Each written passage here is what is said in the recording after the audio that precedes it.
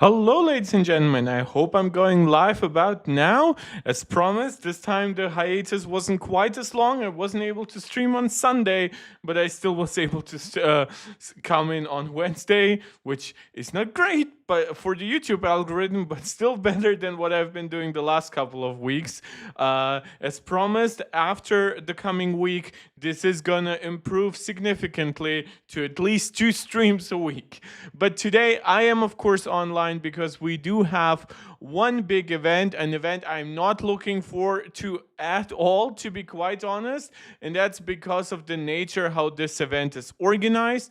I'm, of course, talking about Made by Google 2025, which is going to be the reveal event of the Pixel 10, the Pixel 10 Pro, the Pixel 10 Pro XL, and the Pixel 10 Pro Fold, including also probably some new Pixel buds and whatever, so and probably a new Pixel Watch. So why am I not excited? Well, first, it's a Google event, which I'm not the biggest Google hardware fan. I think that the way they really go about it is quite lazy. It's a lot of copying from Apple.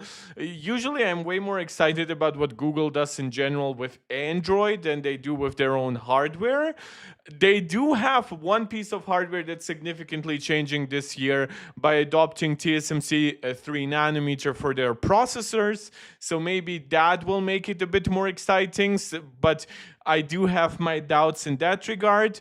And secondly, it is a Google event, unfortunately, which involves completely baffling choices, at least in my opinion. Stuff like partnering with Jimmy Fallon to moderate this event, which is still a regular tech event. This is not a comedy show, though I assume it will probably be filled with poor comedy in the end. But yeah, basically, your lead guy right now or in a half an hour is not going to be someone like Steve Jobs or Tim Cook or Phil Schiller or Sundar Pichai or Satya Nadella or anybody like that. It's going to be a comedian who is not directly involved with the product at all or even with the people making this product. So I don't like Jimmy Fallon out of all the late night hosts, at least in the United States. He is my least favorite, but I'm not so against him that I mind having him, like, I don't know, make a quick cameo. But yeah, this is just weird. And honestly, Google has been really the king of weird and often even, I would argue, cringe like event decisions. So I'm just here to warn you. I know that viewership on this video is probably gonna be ridiculously low, but thank you to anyone who will consider watching. My little cat is next to me. I'm not picking her up, so I'm not gonna get covered in hair. If she ever like jumps up right in front of the camera, then you'll get a good view of her. Or maybe right before the end, I'll present her to you. If I also remember to give you a big mark at the end, because I've somehow been forgetting that over the last couple of streams as well. We do, though, thankfully have some Apple news before we react to this stuff. Actually, some pretty interesting stuff because if you guys have followed me for a while, maybe not for a full 2 years or 3 years, but you know that I got some of my earlier video successes actually by reacting live to Apple's fine woven cases when originally the iPhone 15 Pro came out and I bought a midnight blue case for it, right? So I was comparing it to leather alternatives that Apple had made before, and yeah, that was one of my earlier successes, and you bet your ass I'm gonna be doing the same. I might actually buy 2 or 3 cases just so that I can potentially ruin one, but then but then still have something for myself. As you guys know, I'm planning on buying the iPhone 17 Pro because Apple is working on a new leather alternative material, which we are now moving from what used to be fine woven and was very much a non-successful experiment because Apple discontinued the fine woven iPhone cases. I believe almost every kind of accessory, not literally everything. There's still some fine woven in Apple's product portfolio, which I find baffling. But yeah, so fine woven was not great, and now we are getting supposedly TechWoven. So this is coming from Majin Buu, who actually has images of supposedly kind of all the cases. You bet your ass I'm probably gonna be buying this one, especially in combination with my upcoming blue iPhone. There's also been a lot of questions, by the way, about the final material choices on the iPhone 17 Pro. A lot of people are now saying that there might not be a switch to an aluminum, like it's not really a unibody chassis in the way that like MacBooks used to be, but at least like a more enclosed chassis, right, that goes around the edges and into the frame.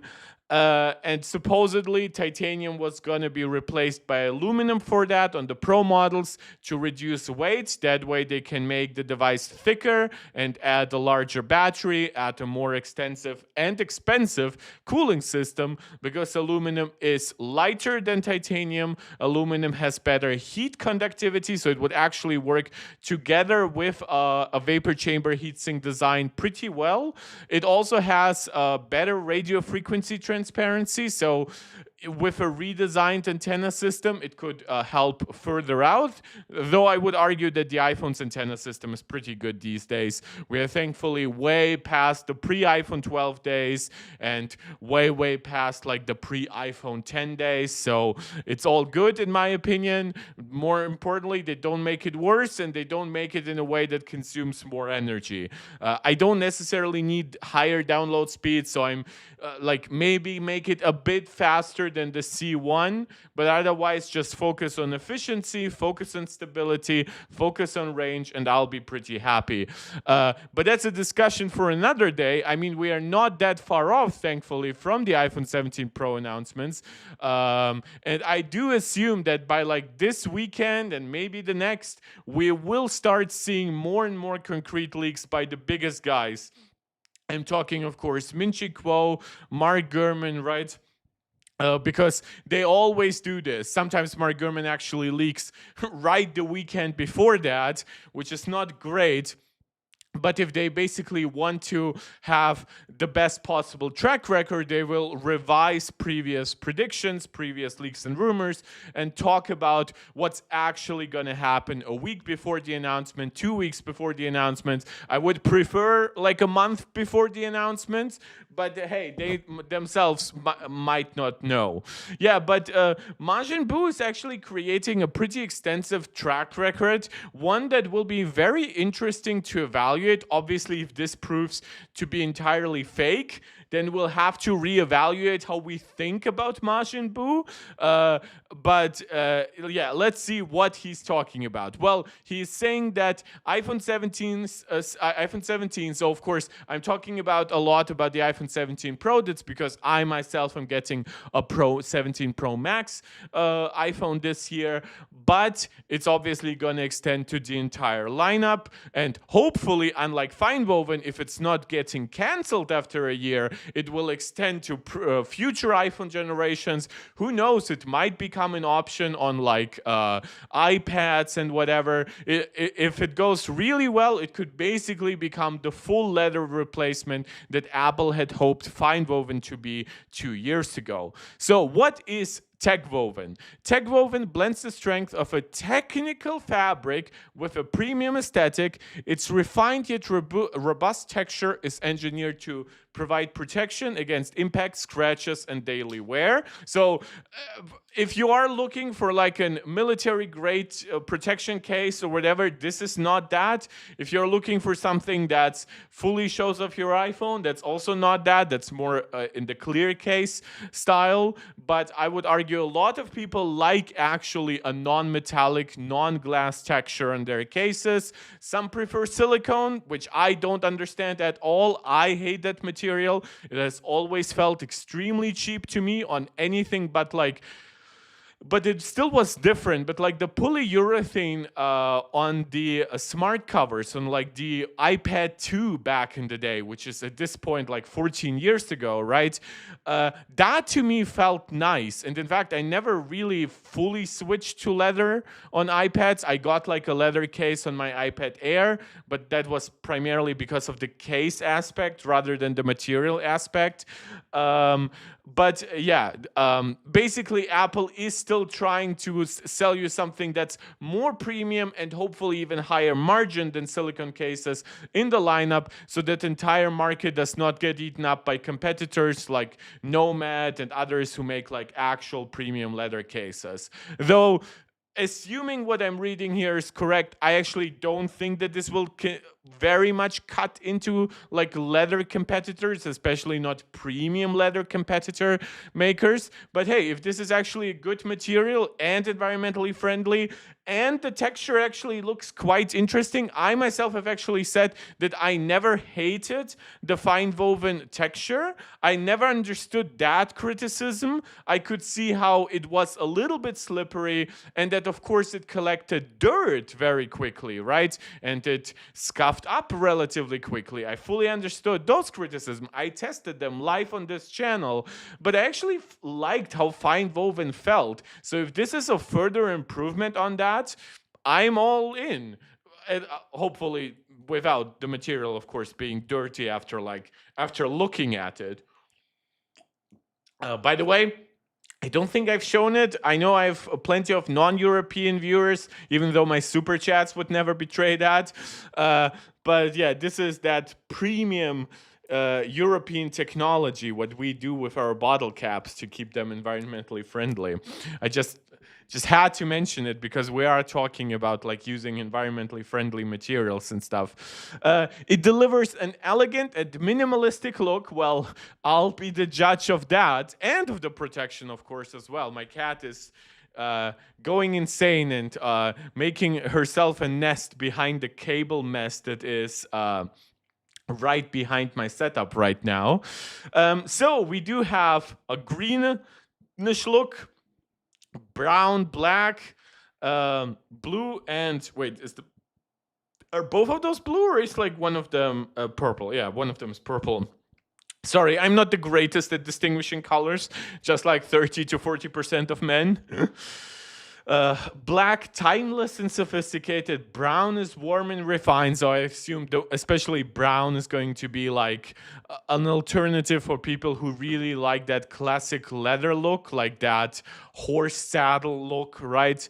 Blue doesn't give us an exact blue name. It looks midnight bluish to me, at least by like Apple standards. We have Rosa joining the chat. By the way, guys, to everyone who's watching live, leave a comment, leave a like, just ask me questions. I know that you guys often just like watching, not even commenting. I don't bought this channel. That's why our live views are so low. But if you are watching and if you are enjoying, let me know. Let me know what you would like to see change so you can enjoy it more. And of course, let me know what you think, especially once the Pixel 10 event starts. Okay, Bella, you just have to go because you'll just destroy my entire setup. Liking, commenting, subscribing, you guys know the drill. We call it the YouTube Jazz over on this channel. And of course, if you want to support me live, you can leave a super chat or a super sticker right while I'm live. Then I'm forced to read what you're thinking.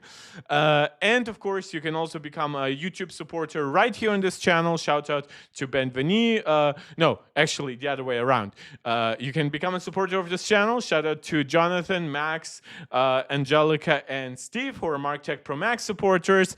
And shout out to Ben Veni, who is a MarkTech Pro Max supporter over on Patreon. So you can support this channel directly, indirectly, through several websites. And of course, you can just go to our Discord, join the community. The link for that is in the description of this channel. So, features and design of TechWoven. The TechWoven cases offer more than aesthetics. Key features include 2 lanyard holes, which that was actually the most surprising thing to me, that Apple would do 2 holes. So this is very much friendly towards both left and right-handers. So I guess that's pretty accessibility focused by Apple. It's MagSafe compatible, of course, for seamless charging and accessory integration. By all accounts, is that the Google event? Yeah, it's starting kind of. It's 15 minutes to go, so I'm not gonna let it run because that would just be distracting noise in the background, especially noise that you have like no visual connection to.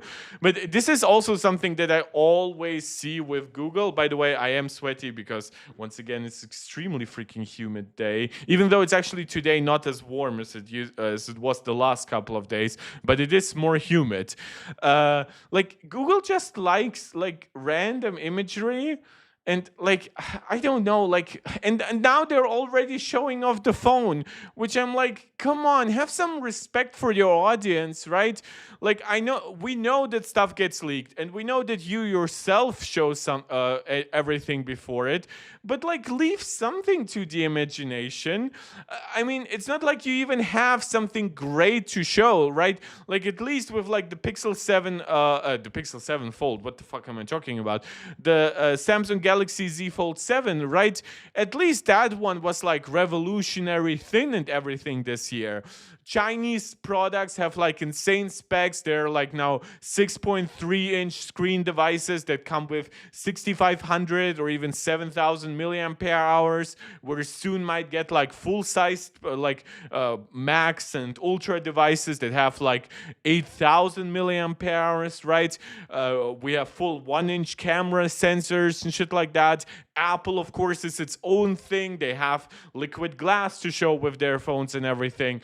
Like, if you like, Google does like good AI stuff, and yeah, that's something that they can be proud of and show during the event. But like, really, you believe you have nothing aesthetically that like that is worth holding back, like trying to surprise users? Why?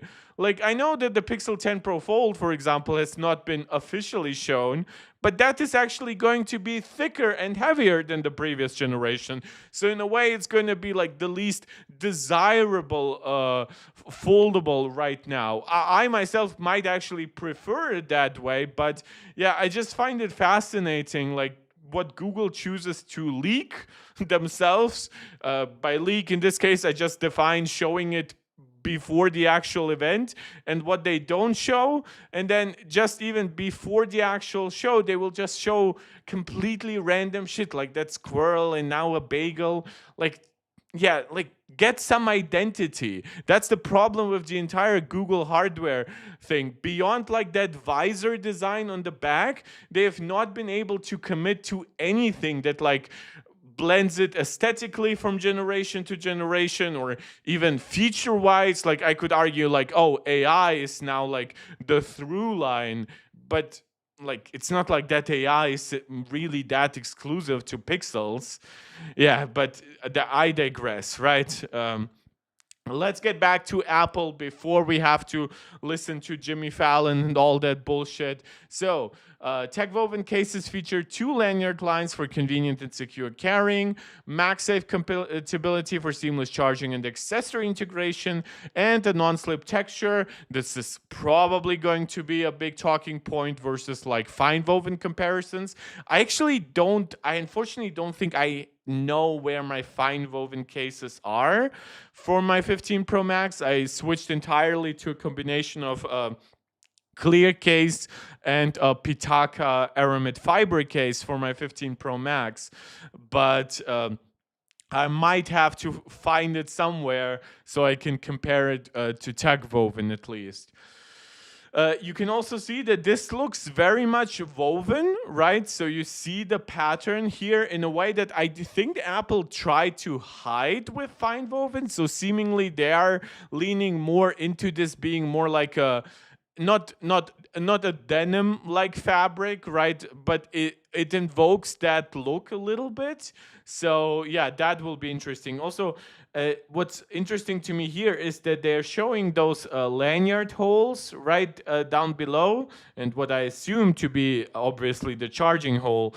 Where are my speaker grills?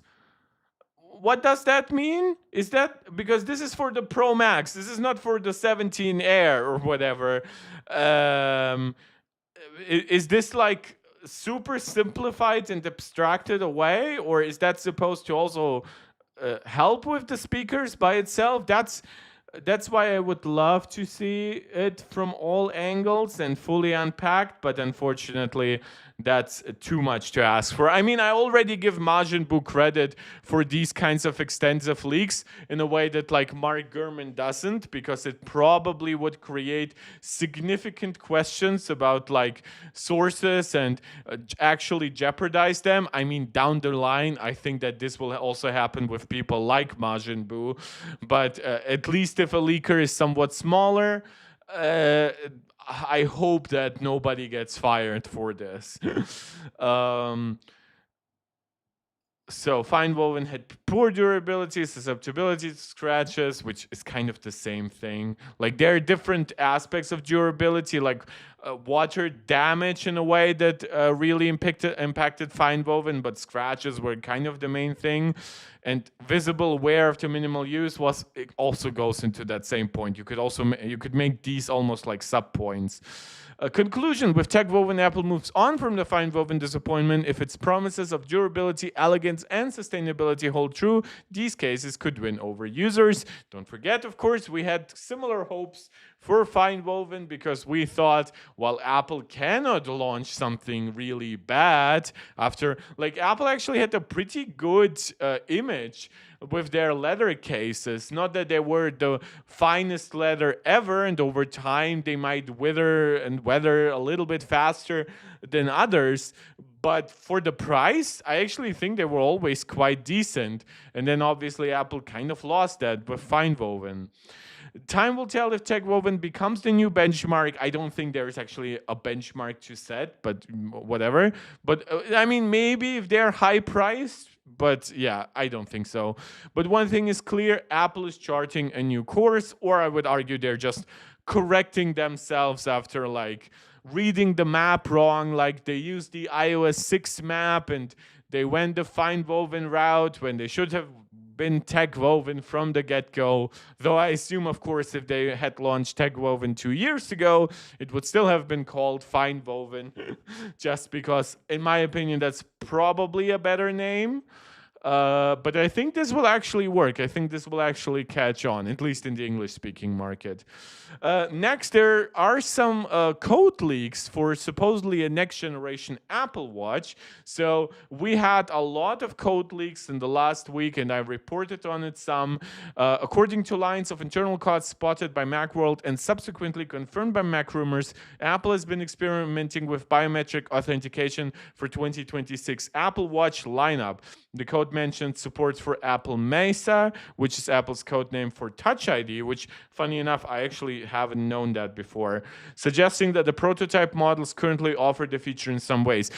Similar to how I cover a lot of stuff, I do like to mention that prototypes will include and test features that then don't make it to market. Sometimes a prototype for like a next year's variant could be, in a way, a prototype for a variant that comes out 5 years later, or to be quite honest, something that never comes out in quite the same way. So just because Apple is testing Touch ID does not actually mean that they are going all in on bringing Touch ID to the Apple Watch here.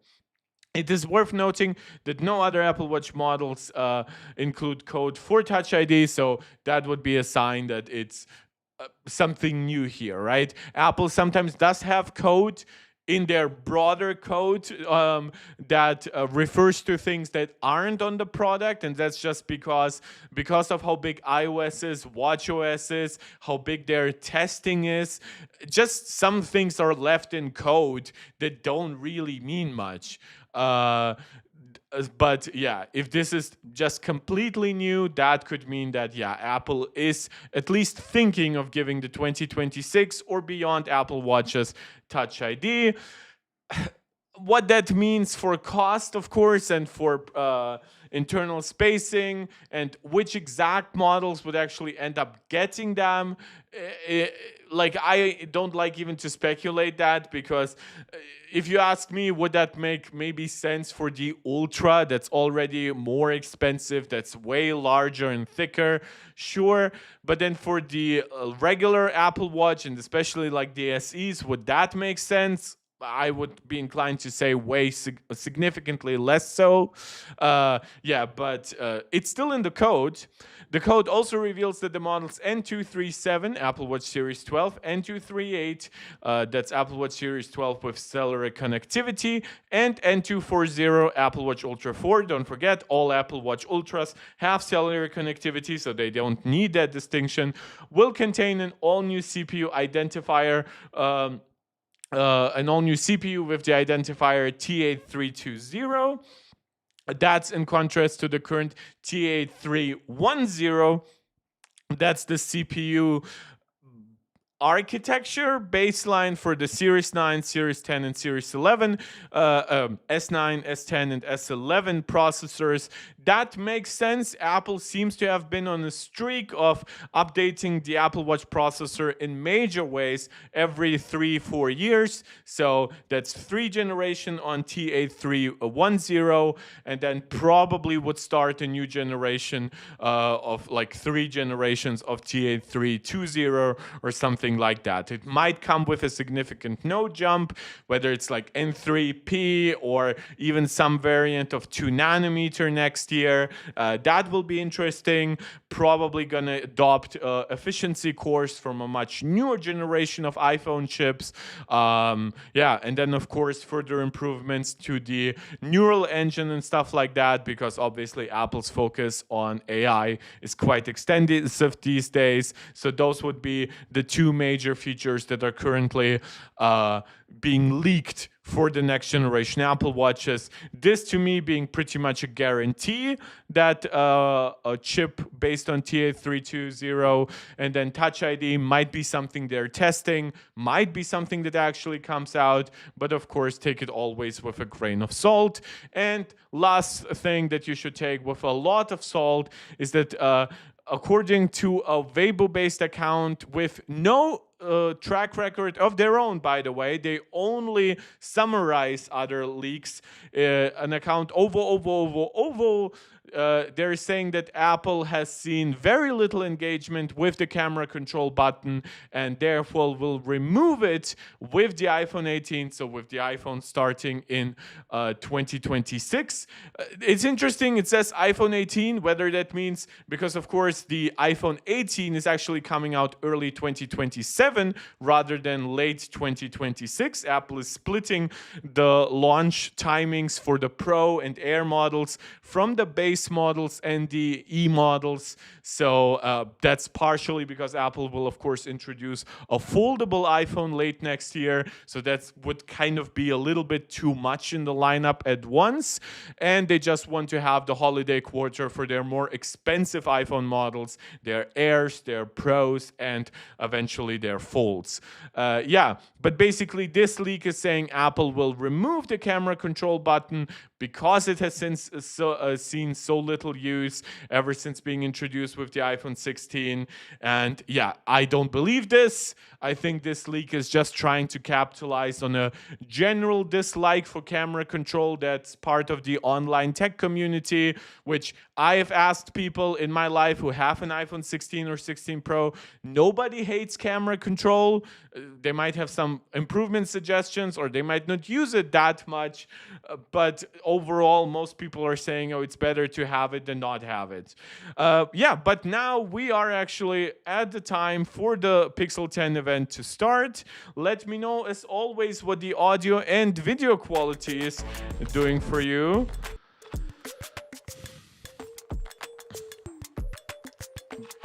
So it's not too loud or not too quiet, that you can still hear me well. And I think we can go through this together and maybe actually enjoy it. I'm not looking forward to the actual event, but I am looking forward to the reveals and to reacting to them together with you guys. It's also really starting to cool down, so I'm actually like feeling a lot better. Aw, wait, that's an AI CAD, right? Wait, why? Or was it just like ultra processed as an image, as a video? We are live in less than 5, okay. Jesus, why have this? Okay, so there should disappear, right? Oh, they're showing all the pixels. Yeah, you see, there was a lot of design changing, and then the pixel visor was introduced, and that's pretty much the only thing that really stuck across the years. Now we are on the Pixel 10, thankfully getting basically the entire 10 lineup except for the What's A. up, Google gang? It's Alex Cooper, and I'm about to pass my phone to someone who's always in the hot seat. Hey boo, I'm Cody Rigsby, and I'm passing the phone to someone who really puts the pedal to the metal. Hi, I'm Landon Norris, and I'm passing the phone to someone who knows a thing or two about driving. What's up? It's Bryson DeChambeau, and I'm passing the phone to someone that can make a shot from anywhere. I'm Stephen Curry, and I'm passing Yeah, okay, I the phone knew to at least somebody one who is person always here. on fire. Hey, I'm a fire-breathing dragon, and I'm passing the phone to someone whose greatness isn't a myth. Please don't tell me that's Jimmy. I'm Trinity Rodman, and I'm passing the phone to another Trinity. Hey, it's the Jonas Brothers. Yeah, okay, so I knew 4 people here, and 3 of them are the Jonas Brothers. I'm Antetokounmpo, and I'm passing the phone to someone in the whole other league. Hi, I'm Asia Wilson, and I'm passing the phone to the actual GOAT. I'm an actual GOAT, and I'm passing the phone to someone who also... Jesus, why? Why are you torturing me like this? I'm passing the phone to someone who has a lot of experience being the captain of their team. Hi, I'm Rick Osterloh. Okay. And I'm passing the phone I knew to 5 someone who people. even Google has trouble searching for. Hi, I'm the Loch Ness Monster, and I'm passing the phone to someone who is not afraid of the spotlight, unlike me. Hey, this is Jimmy Fallon, and wait, is this a Pixel 10? This is nice. I'm not passing this off to anyone. Jimmy, you're on. Oh, snap. It's time to get the show going. Let's do it. Oh, wow, Jesus, that was so funny, Nod. And now, please welcome your 2025 Made by Google host, Jimmy I like that Fallon. they do these like setups. They feel like so cheap in comparison to like, you know, like what Apple has done. That's like giant diaphragm Hello, everyone, and welcome to of Made entire by Google homes and shit. 2025. You're here. This is such a wrong energy I'm for your host, the event. Jimmy Fallon, made by Jim and Gloria in 1974. I am so happy to be here. We're coming to you live from Brooklyn, New Okay, York. Wait, so he's 47? Today we're going to talk about No, the new it's at Pixel 43. products. Sorry. We're going to talk about battery life. He's we're going 50. to talk about tensor chips. We're going to 52. talk about IP numbers. And we're going to party as hard as we possibly can on a Wednesday at 1 p.m. Let's do it. Come on. This is such a wrong energy for this kind of Seriously. event. This is exciting. It's like a Taylor Swift album. You want announcement people for to nerds. actually It really be is. excited for what you Today we're show. gonna The talk to some actual of the like smartest, talking most around it innovative people can and be Googlers on the subdued and planet. more What's even more serious. exciting is that we're here to celebrate the 10th Google Pixel. 10. Yeah, but like, do you I'm remember happy the to be iPhone here. 10 Thank you for event? having me. We Like also how have much some pretty incredible better party that guests it to help us was? celebrate two-time NBA MVP Giannis Antetokounmpo. Who gives a flying fart? Who Formula are One these racing people? legend Lando Norris. Podcasting mogul Alex Cooper. Why should I care? Street I'm here photographer for Andre the D. phone. Wagner. YouTube sensation Karen Polynesia. I'm so Fitness out of instructor today's extraordinaire Cody culture. Rigsby. the incomparable Stephen Curry. Yay! But like, and the musical talents of the Jonas Brothers. wait, are they all gonna actually like contribute something to the event, or like the Jonas Brothers Google, gonna and sing? Of course, it wouldn't be made by Google without hearing from this guy. Please give it up for the one and only Rick Osterloh. Yeah.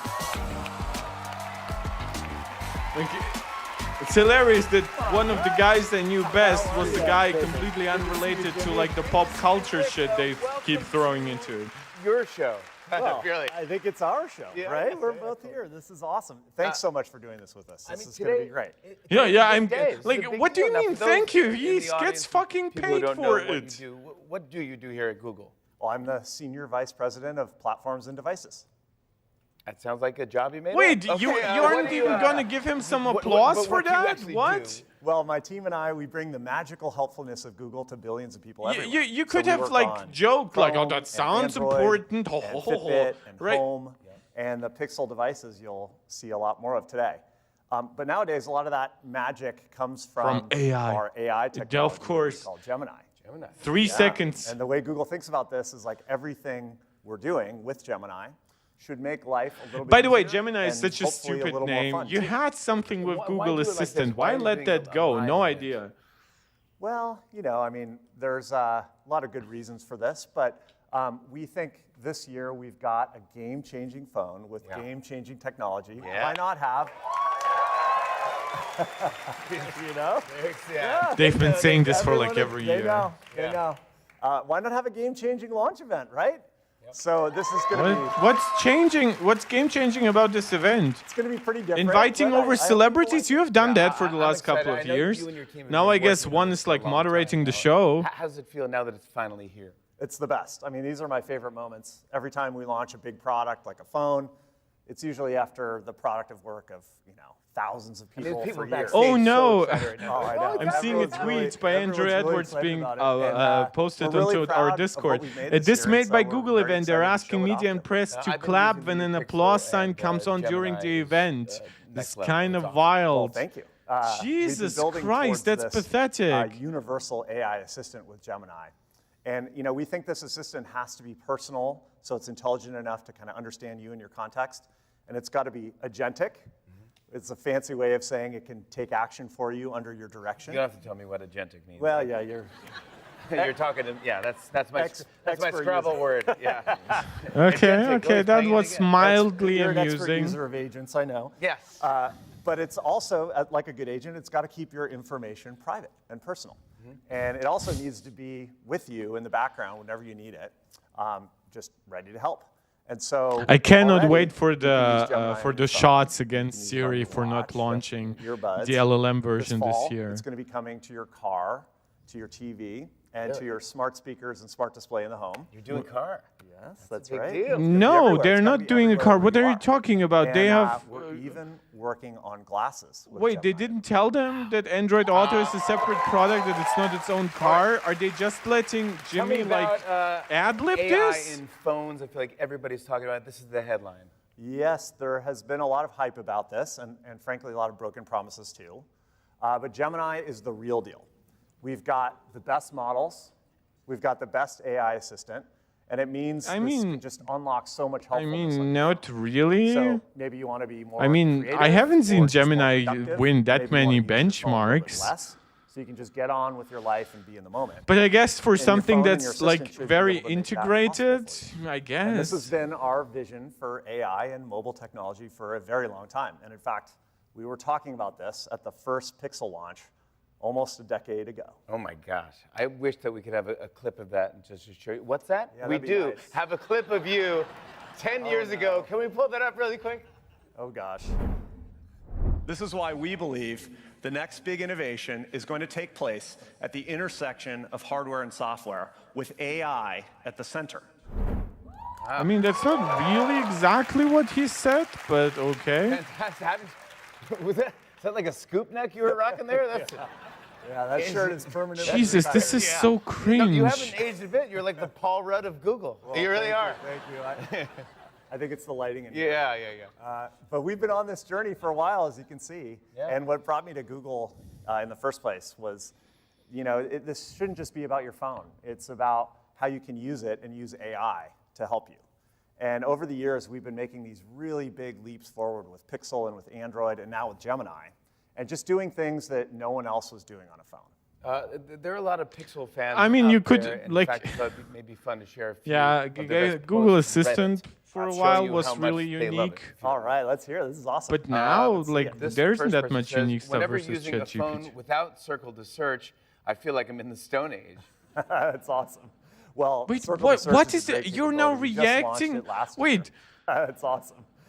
Without circle to search. r/Google I feel like I'm in Pixel. the Circle to search. We are now is it? reacting I to do. random Playing around with it. Reddit You just hold messages? the home button on any photo and then circle anything, and it will find it. You can like. Yeah, it pair of will sunglasses, reverse image or, search it, when you yeah. can order it right there. Yeah. I actually looked. My daughter was. She wanted her friend's pajamas, and I took a picture of both of them, and I circled the pajamas and found it immediately. So thanks to you, my daughter has awesome. new pajamas. So thank you That's for that. Yeah, that's good. Thank you. That's good. Appreciate it.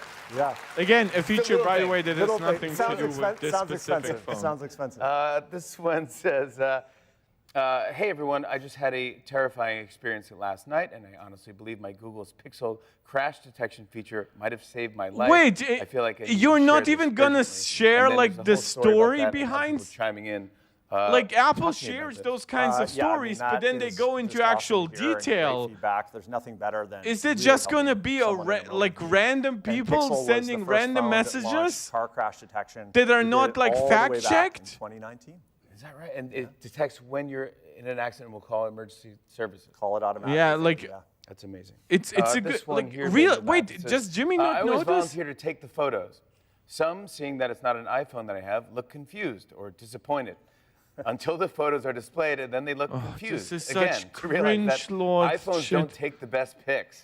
Oh my God! They asked the audience to give applause for that. They did not Yes. laugh I know when that- it was this can be said. very disorienting. Yeah, talk to But me. we hear that a lot from the Pixel community. That Yeah, we have of the best course you camera do. Out there. And from our earliest days with Android, we've been using AI to dramatically improve photography, and we've been leading the industry ever since with Pixel. That's not true. You So, lost Rick, the you're lead 10 like 3-4 generations years in. ago. I'm sure the Redditors out there want to know what's next for AI in phones. Well, there's so much. I mean, I think so many of the things we've been researching and building for years, they're now becoming real. And what we're trying to do is we're trying to make your phone more personal and proactive. And so it doesn't just like wait and listen to your requests. It starts Guys, to let me know. anticipate Am I them crazy because it to knows what think you're that trying this to is do. like We call absolutely this cringe personal and stupid? intelligence, and you'll hear a lot more Like, about why that are you concept doing today. this with Jimmy it Fallon? knows about This you and could what be you like an consume. It might look at me interview and that goes, he "Okay, gives Jimmy's on like hungry, let's Jimmy's order a pizza." show. Right. Why He's is looking this famous. the actual Yeah. event? No, not Why quite is my that kind time of thing, being but very wasted close, on like, this? And even bigger. It's So, for been instance, 12 minutes. Gemini could do something like plan a team celebration dinner. For Yeah, 12 sorry, people. I don't It want might, my AI go find a planning stuff restaurant that that'll I actually accommodate that enjoy group, doing with other find people. shareable I plates actually in a prefer this restaurant like being that. personal. Look for a karaoke place nearby and maybe even order custom T-shirts for the celebration. It will do all that. It can No, do all of that. no, doesn't it just won't. like give you the results. It gets things done for you. And how soon will that be possible? A lot sooner than people think. This kind of thing is coming this year. And this is how our vision of an agentic universal AI assistant becomes reality. Google has been Can I show giving you these something else promises we're for talking- we're 3 really excited about years. Yes, please. All right. Well, Pixel's getting even better as sort of a Wait, creative they're tool. just gonna sit You can down? use Like, Veo and Gemini just to enter a few words or like add an image. like has nobody told them Yes, that this and is it not will a late night create show? A video automatically for you. And so here's an example. Here's a photo of my dog, Dakota. Yeah, like Oh, Grog a does stud. this. It's bullshit too. He's a good boy. Yeah, those are usually, fake yeah. memories. But if you check out this photo, we can turn it into a video. What for? And it's really quite interesting how it does this. Now that I can talk, my platform is simple. More treats.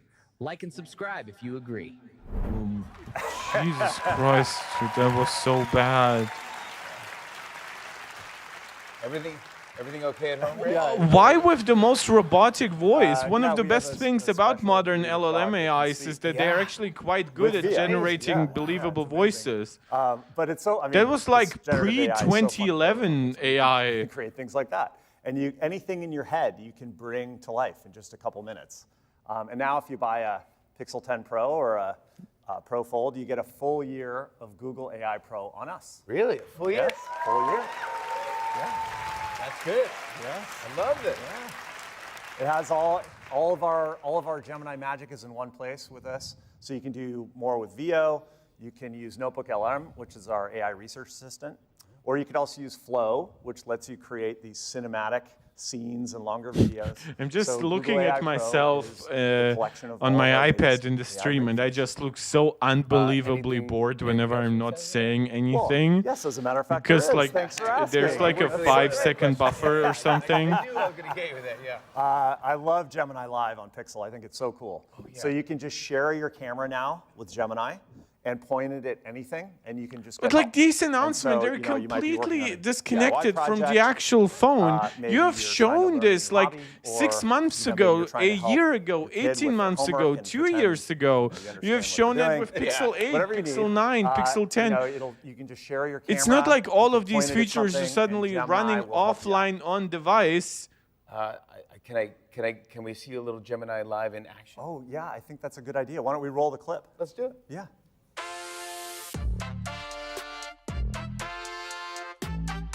What are these random? What is that telling? Jesus, this is so much worse than I even like expected. Lando, it looks like we swapped spot for the day. Any advice? Train hard, drive fast, and most importantly, get a cool looking race suit. That's easy. I can do that. Any advice for me? You're gonna need a cool nickname. I'm the Greek freak. What's your nickname? For now, let's go with Landog. Yeah, I don't think that's gonna work. I'm sorry, I'm new here. Gemini, Hi, what can I do for you today? look over the rest of my calendar. I'm gonna learn how to drive like Lando Norris. Done. I expect to see you on the podium by sunset. My hand-eye coordination and reflexes are normally pretty dialed in. Is that going to translate to basketball? Your fantastic hand-eye coordination and reflexes are a huge advantage in basketball. You are set up for some great plays. What kind of Wait, race car does is Lando Norris that drive? like showing me that AI will just kiss your butthole no matter what? MCL 38, designed to push the boundaries of performance. How would I go about driving a car like that in a day? You'll need a I track, don't need the spare subtitles. car, and perhaps a guardian angel. If you're serious, start with a simulator or a high-performance driving school.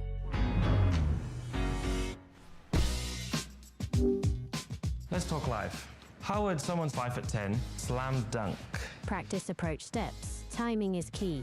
You need a combination of speed and power, which requires. Why do serious you need training. AI to tell you? Of course. Gemini, which one of these can go faster? The one on the right, the MP45V, is considered to have a higher top speed. Yeah, It that's had a not more how it powerful works. engine and some With most aerodynamic things in the improvements. real world, you need usually way more info than just looking at it to know how fast it goes. Car after just one day of training. Perhaps you could explore alternative options, like go-karting. Go-kart.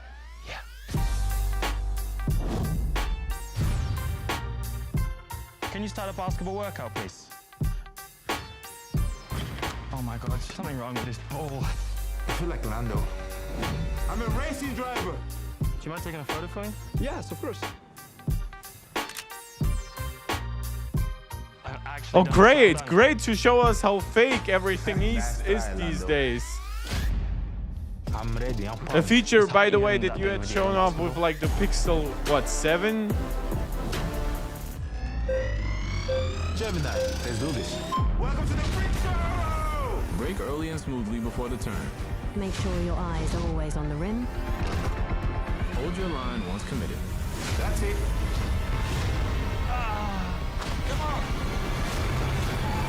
Take a deep breath in and exhale slowly. Do not lunge at the last second. Keep your weight on the balls of your feet. I thought it was gonna say keep your weight on your balls.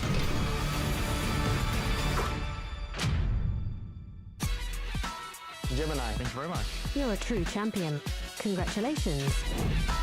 I always love AI demos that like are not realistic scenarios for the majority of people, are obviously pre-scripted. Like, what exactly are you demonstrating at this point?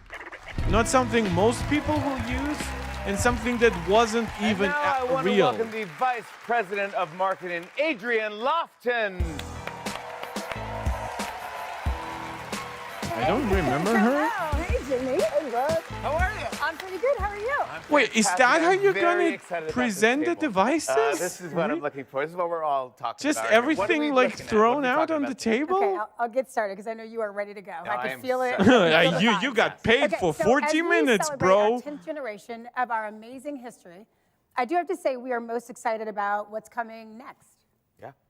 Love So, that. Wait, so not... You want to talk about what's next? Please. Okay. Okay. So the first thing I'll say before we get into these amazing devices on the table is at Pixel, we are obsessed with making devices that people want in their lives, with all the tools you need to do more of what you love or less of what you don't. Sales numbers really like reflect that you connect deeply with your customers. Oh, by the way, I actually broke my Belkin one of the things we camera attachment, which me showing this shows you how bored I freaking am.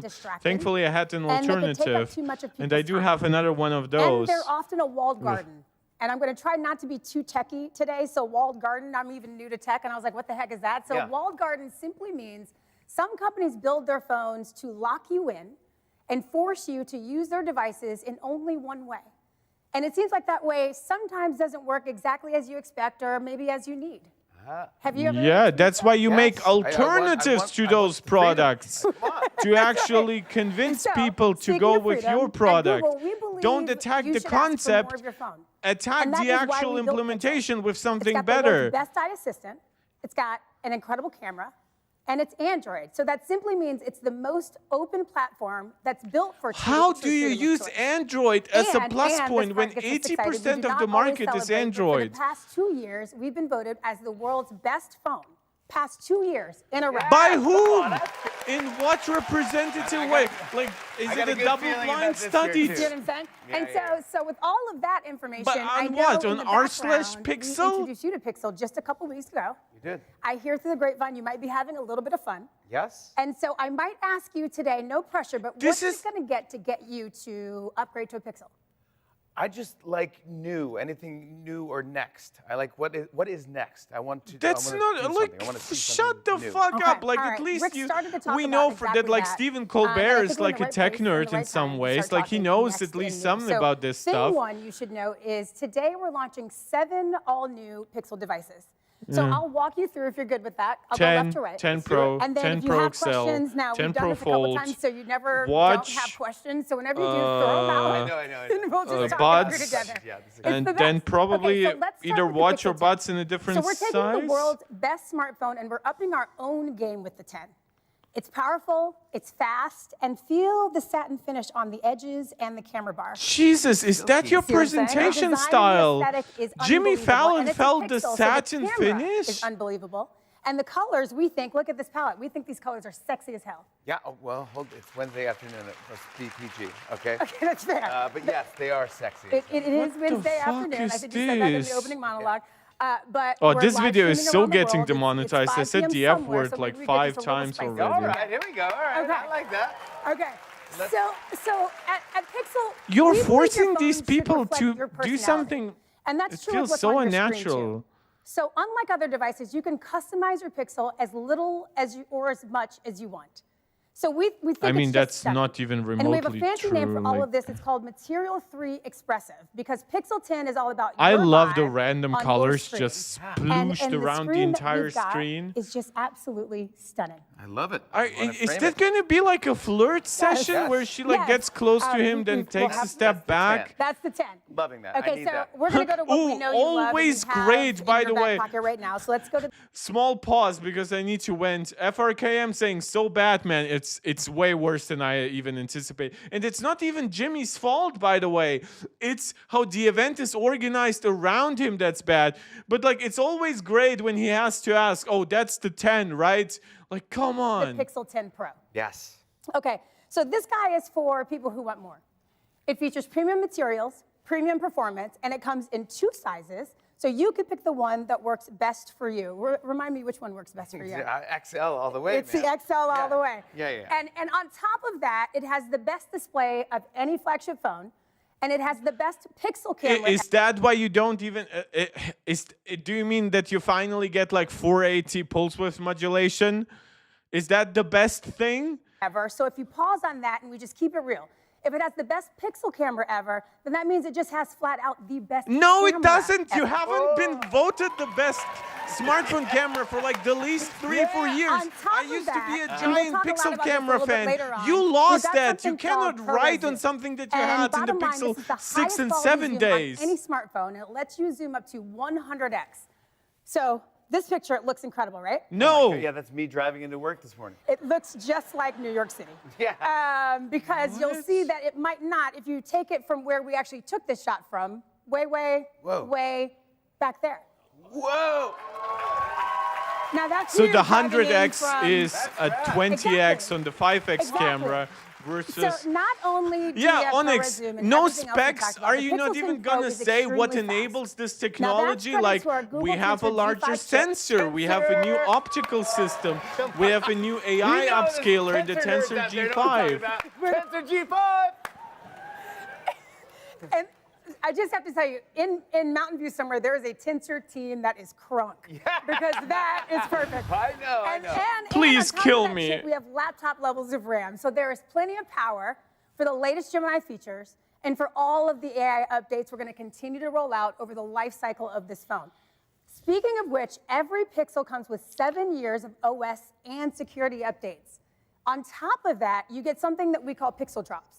And that's new software and features that roll out over the life of time, so your phone keeps getting better, Why? smarter, Like, you know, faster.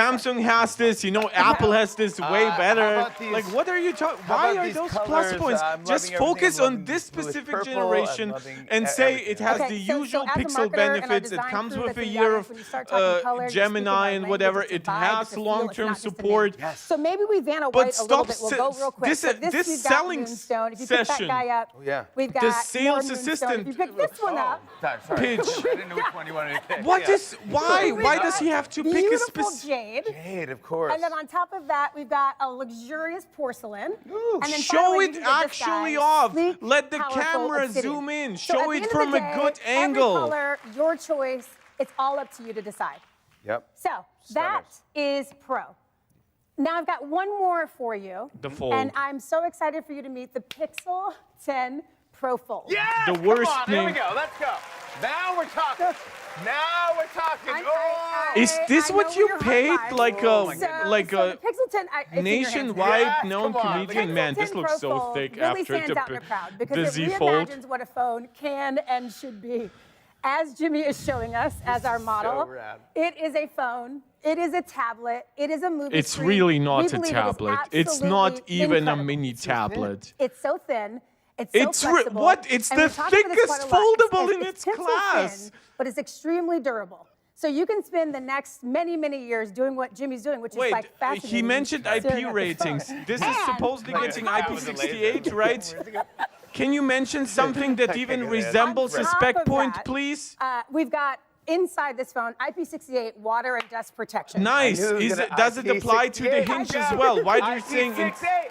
That's Okay, what does this tell us the about? internet's going crazy right now. Like, you made a foldable with IP68. Yeah, 6 is for dust and 8 is for Essentially, what water, we're watching right? is Jimmy Fallon Yes. experience Yeah, I the know Pixel the- for the first time. Yes. Yeah, Yes. kind I of, did my unfortunately. homework. So you could be on the beach. Yeah. You can get a little spill on it if you Yeah. want. Maybe you're at a dusty construction site walking around. Okay, but The wait, problem okay, is Eagle's in here somewhere, so I can't say him all actually that. making those So- points, so I will IP6 pause them. Actually makes sense, right? So what are the benefits of IP68, right? Wouldn't be nice if they were presented to you in like a visual form of like you drop your Pixel in your pool or your freaking toilet or whatever, right? Oh, you actually work on a dusty construction. Let us actually show you that visually. Maybe, I don't know, like next to like a space shuttle reveal launch, right? Like there are visual ways to show this. Why is there a comedian reacting in a baffling way, not actually bad, just baffling, to a spec point that's actually really interesting and really competitive in the broader industry. C8 does almost everything Jimmy just said. Yes. So yes. Almost. Just think about rain. Wait, you're allowing him to potentially say things that aren't true in your live event? Are you going to edit that out? Are you going to let basically potentially fake news stand in your live event? Water, you're at the club, you spill a drink, accidents happen, we got... No, spill a drink is IP50 stuff. Or IP67, whatever. Like, go into actual detail what IP68 means. Is it 1.5 meters, like, resistant in water for, like, half an hour, 90 minutes, something like that? Is it actually 2 meters or beyond? Is it more than 2 hours? Back. So the fold is durable, it's beautiful. No foldable has done this That yet. is correct. You're It the is first to a do it. first. Come on, history. That is correct. That's what But, I'm like, give talking us some about. actual spec points. Okay, That's so going to be a game changer. on top of the phones that you just walked through, better than me, we've got the... Wait, why even say this? He doesn't know them. That it would be bad if he made it better than you. Pixel Snap. And this is pretty simple. The It's Pixel Snap just MagSafe. allows you to snap your phone on chargers, on I like wallets, on that. stands, on anything you need. And on top of that, just a little secret that this works perfectly fine with your Apple MagSafe accessories. Can you say... The Apple word, yeah. Can you say accessories? Can you say Apple? You said the A word. I said... Can we talk about Apple? I did say the A word. You did. You said it. I believe deeply Yeah. that at Pixel we are confident in our product and in our brand, and we love everybody in the game, so we can say anyone's name we want on this stage. That's what I'm talking about. It's funny how you were like shitting on Apple before that, but now that you can conveniently kind of buy your way into an amazing accessory lineup like this, into something that Apple has been working on since the iPhone 12. Now you can confidently introduce. By the way, you can introduce this because Apple actually opened up the MagSafe standard to the broader Qi 2 standard. Now you can mention the Apple word. It's so cringe. Okay. Wait, now, are you we're celebrating cooking. that she So says that let's move Apple on had to the something Pixel Watch 5 4. years The prior? new Pixel Watch is elegant, it's comfortable, it's simply beautiful, and it's a timepiece. So look, first of all, we match. What do you mean it's a Second of timepiece? all, Every it's watch on is a timepiece. And on top of that, it comes with all of Google's helpfulness. So you get your Fitbit stats, your Gemini Assistant. Yeah, just pay for it, Everything is please. just one glance away. And of course, with all of these watch faces and Jimmy's all of these kind of bands, you tuning mix it, out you match now. It, you wear it however you want because we at Pixel think fashion matters, right? Yes. You totally at better. Pixel It's stunning. thing. I love Yeah, all of this because stuff. no That's right. other And on top of smartwatch does this, fashion. It's got excellent battery life. So No, just it 15 doesn't. minutes in this charger gets you up to 15 hours of use. 15 minutes gives you 15 hours. It's that simple. I love talking about battery life. And on You top have of no that, context for what... and just on a little bit more of a serious note, Yeah. the Pixel Watch is the only smartwatch, yes, the only one, that can detect a loss of pulse. And it automatically places a call to emergency services for you. Now, we hope our community never needs these features, but you need to know that Pixel always has your back. That's fantastic. Okay. Great. Why not Now- present this as like On a a lighter slide note- of Yeah. all Earbuds. health features? Let's talk earbuds. Okay. So Oh, the God. first announcement Really? is we're Wait, rolling is out that many going to new be features it when to it comes our to Pixel Buds talking Pro about 2 the just actual next week. hardware? It's There are this new at the head gestures table? that let you shake your We head are to not decline a actually call going to get or nod your specs head during to the accept event? a text. No way. Yes. And on top of that, you could talk to Gemini Live in noisy places like busy cafes. I And on hate the top Pixel of that, Buds. you get the new adaptive audio. and I that's just tried great for them those out moments once. where you need to They block are out like some the noise, least but comfortable let the important design sounds right come now in the through. market for On me. top of that, we're adding Like loud because they're noise so protection. I hard don't to need grab describe because what they're that means. fully I think we all know. circular. There's And nothing so for if me you to already really own a grab pair of Pixel Buds onto Pro 2, unless just I like let we them talked about stick earlier out with the new more of features my rolling ear, out which constantly, kind your of buds like just got better. betrays So the point. congratulations. Oh, they're Wow. probably 2 Pixel Buds, right? That's They're it. So if you own it already, you're getting they're updated. pros Yes, and you own non-pros. these already, so you're getting the update. Yeah, so in an update in a couple of months, my mom calls me. I can go like that. Yes. And, okay. I guess Oh, you mean what Apple does, I'm right? gonna hope she's not Are you going to watching. mention the Sorry, yeah, turn A your word computer off. again That's right. for features Okay, that Apple has and had? now let's talk about. She's calling right now. Now let's talk about the new, and that is the Pixel Buds 2A. Yeah, okay, so that's 7 products. These are the best of Pixel Buds, but at an I'm sorry, I'm incredible still value. getting my You cat's get hair active noise everywhere. cancellation, crystal clear audio, all-day battery life, and they're smaller, And lighter, cheaper. and super comfortable. They also have this very cool twist-to-adjust stabilizer, so you can get the exact right fit. Okay, so we talked wait, why buds, wasn't we talked that a watches, good we feature talked to Pixel Snaps, to and of give course to the devices. pros? That is it. These are the latest additions to the Pixel family. You are a pro. Come on, that's how you do it. Adrian, thank Can we you. please applaud You the are device a pro. rather than the presenter? You are That's also not a the pro. point of this But kind I'll of say a couple things. First of all, Pixel builds our products to make sure everybody feels like a pro. Everybody needs to feel like a VIP, and that is why we She's do what we actually do. doing a good And I wanna job. hit I have one to more say, topic it's that's a a little shitty bit, presentation style, but touchier, she's a right? good presenter. So She has a we nice realize voice. the idea She of switching your phone brand she can seem tries to scary. focus on at least It can even maybe something be a little about bit the daunting. device. And so we've talked about and have tackled the top 2 concerns that people have when it comes to switching. And the first is to make sure your Performance. information moves with you seamlessly. That's And so what we need nobody to know is all fucking you have cares to do about. is plug your old device into your brand spanking new Pixel, follow a few steps, and all of your information just slides simply right over. I Very thought this simple. was There's nothing there to be for afraid of. years already. Okay? So that's thing 1. Thing 2 is we know that you need to seamlessly communicate with your loved ones. Like that's probably the most Oh, that's important going to thing. be an ad And for so I'm going to ask you a RCS. technical question, but have you ever heard of RCS? Jesus Christ. RCS, got everything else I knew about. No, I don't know RCS. Okay, Rich and that's Communication okay. Most Services. people don't. Nobody RCS gives stands a for Rich Communication Services. flying You don't fart. even need to remember that I've name. had now I would have a RCS on my shameless plug iPhone to say, check for a your long phone time. and make sure Guess RCS what? is Nobody on, in my because friend this is group how who it has used to used work for both Telegram, sides of this fence. Signal, But WhatsApp RCS simply has means switched there's to now using one RCS text standard because for there are all. better And what you apps should know is that do Android has this been using that are RCS for multi-cross many, many, many platform. years. But Apple recently adopted it as well. And so what does that mean? It means that now when you're chatting It means with your absolutely iFriends, nothing, you can say especially goodbye it to means blurry dirt photos and shit videos. outside of You North can react with America. all your cute emojis to the text messages. That's not even And true. finally, You the don't group get chat the is entire for the feature set of whole iMessage in RCS. So we can stop talking about the green text versus the blue text? Yes. Or that? Yes. And first of all, The green I'm going bubble? to say personally, Yeah. the green-blue bubble battle is silly and it's tired. You and at Google, started we're it. done with that conversation. Yeah. You started it. People want blue messages because they are feature rich. For anybody who Inside of our company, didn't whether want it's that, Google, you Android, or had Pixel, dozens of we apps. believe technology is at Always. its best when it brings people together, no matter what phone brand they carry in their hands. And And hope that RCS phone is now in the your worst hands out of all is a of them Pixel. in terms of Yeah, features. amazing. Thank you versus so much. Telegram, Adrian versus Signal, Lofton, versus everybody. WhatsApp. It's not a feature. Like Now that like we iMessage know from what 8 we're years working with ago here, in it's terms of time for me features. to take a deeper dive into all of these new products.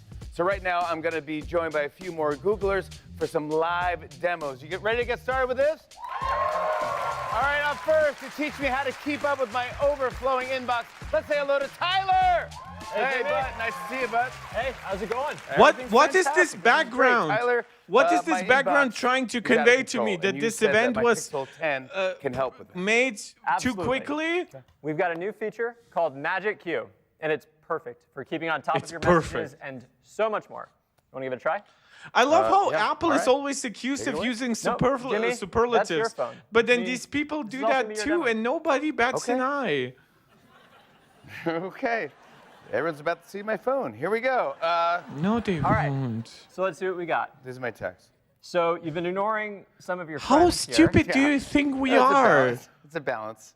but we can help you out. We Thank can help you. you out here. Okay. Let's start at the top. Actually, that's my boss, Rick. Yep. So he messaged you. Let's get back to him. Yep. There's Rick there. He says to me, when are we getting dinner tonight? Now, if I've already made reservations. Yep, and so at the bottom there, that button, that's Magic Queue at work. And look, you can see it already found the name of the restaurant for you. Right from the booking email that you had, you can just tap it to send. It's that easy. That's great. Right? Magic Queue uses Gemini why capabilities wouldn't you to remember understand what the you're trying to restaurant do, at And then it least? connects the dots across all the different apps on your phone. That's so cool. Let's do some more. Take it away. I wonder how Steph much Curry. computational power What they time use, do you because land in Apple the wants Bay? to do stuff So like this This is too. me going to San Francisco. Yeah. And then it found. But, like, these when are I am actually going not to bad sessions. examples. I'm not going to shit That's on it. this. Yep. Magic Q can find just the right bit of information that you need, and then bring it straight to you. Wow. All right, so he knows that too. Yep. Let's give it another go. All right, Lando, we were talking earlier. What was the new Jonas Brothers song Tim was saying I should listen to? That's I Can't Lose. That's the one we're talking about today. Okay, It's a good song that's off the new completely album, worthless Jonas to Brothers. me Yeah, now. I found that because I was. Yep. You don't have to dig back through your old messages or group chats that you have. Magic Q. Yep. Does all the work for you. This is kind of fantastic. So, It needs a lot of this indexing, one's from though. Alex Cooper. This needs to be tested. Google has shown stuff like this for the last 2 or 3 years, and most of it has not manifested in quite the way they have shown. Alex says, can you share that photo of Gary in the hat? Yeah, so this is cool here. So Magic Q can do more than just find the information you need, but it can also help you get things done, like searching for exactly the photos that a friend's asking for. Check it out. So I go to share photos. There's Gary. And turns out Gary's a dog. Gary is my dog, yes. Yeah, Gary, so there's a picture of Gary in the hat. I just click on Gary and then done. Send. Why is the photo actually so bad? Is that supposed to be like an old photo? We've designed all of this to be completely private. Magic Q runs right on your Pixel, which means all the processing, all the AI, going to be interesting and all with your the personal Pixel, with the information tensor is private to chips. I got another one back from Rick. He's back, yeah. Let's see what he needs. All right, well, he says, can you call the restaurant and push the By time how back? much? Yeah, so Magic Q can actually help you out with that too. You can see here that it's provided you with. Wait, but it doesn't have enough information. By how much? Wild. So that's the number right there. That's the one. We're calling them. And check it out. Magic Q can connect the dots across more than just your messaging apps. Like here, when you're on a phone call. Yeah, that's not going to work most of the time. Yeah, that's my reservation. Are we on the phone with them now? We can call him back. We should call him back. We can call him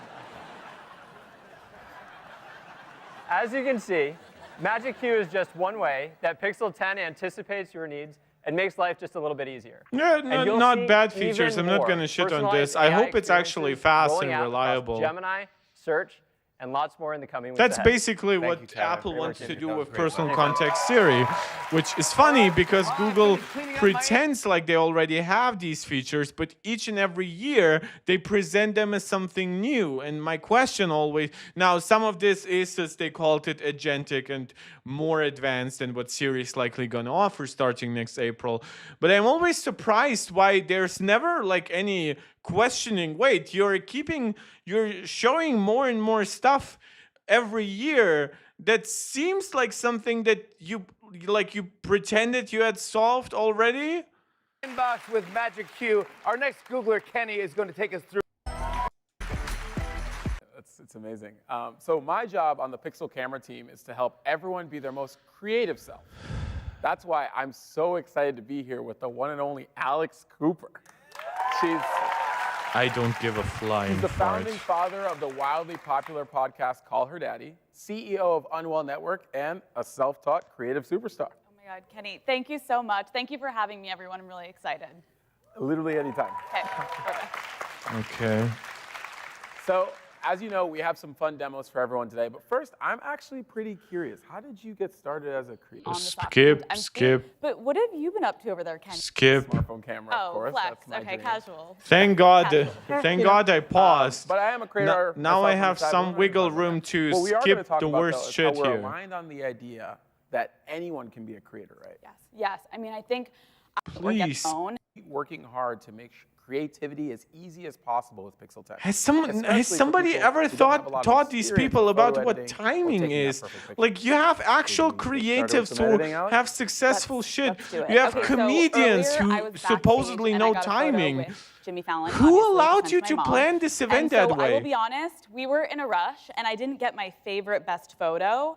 So I think we need a little bit of editing, right? We can pick it up. The good news is it's all fixable. Now you can ask Google Photos to edit pictures for you. Yep. Even if you don't know anything about photo editing, you just type what you want to improve and it'll do it for you. Okay, so for this photo, when I'm looking at it, my personal preference would be I want to fix the lighting And I'm gonna fix the framing. Click on the word lighting in the middle. Okay, you see this kind of sparkly vibe that's going on? Yep. That is the Gemini models that work. So they're identifying the people, and they're actually changing the background, fixing the lighting, and Oh my god. Oh my god. there you go. Yeah, look, now it's completely I'll be fake. real, as someone who spends hours in the past editing photos, this is truly a game changer for me as a creator.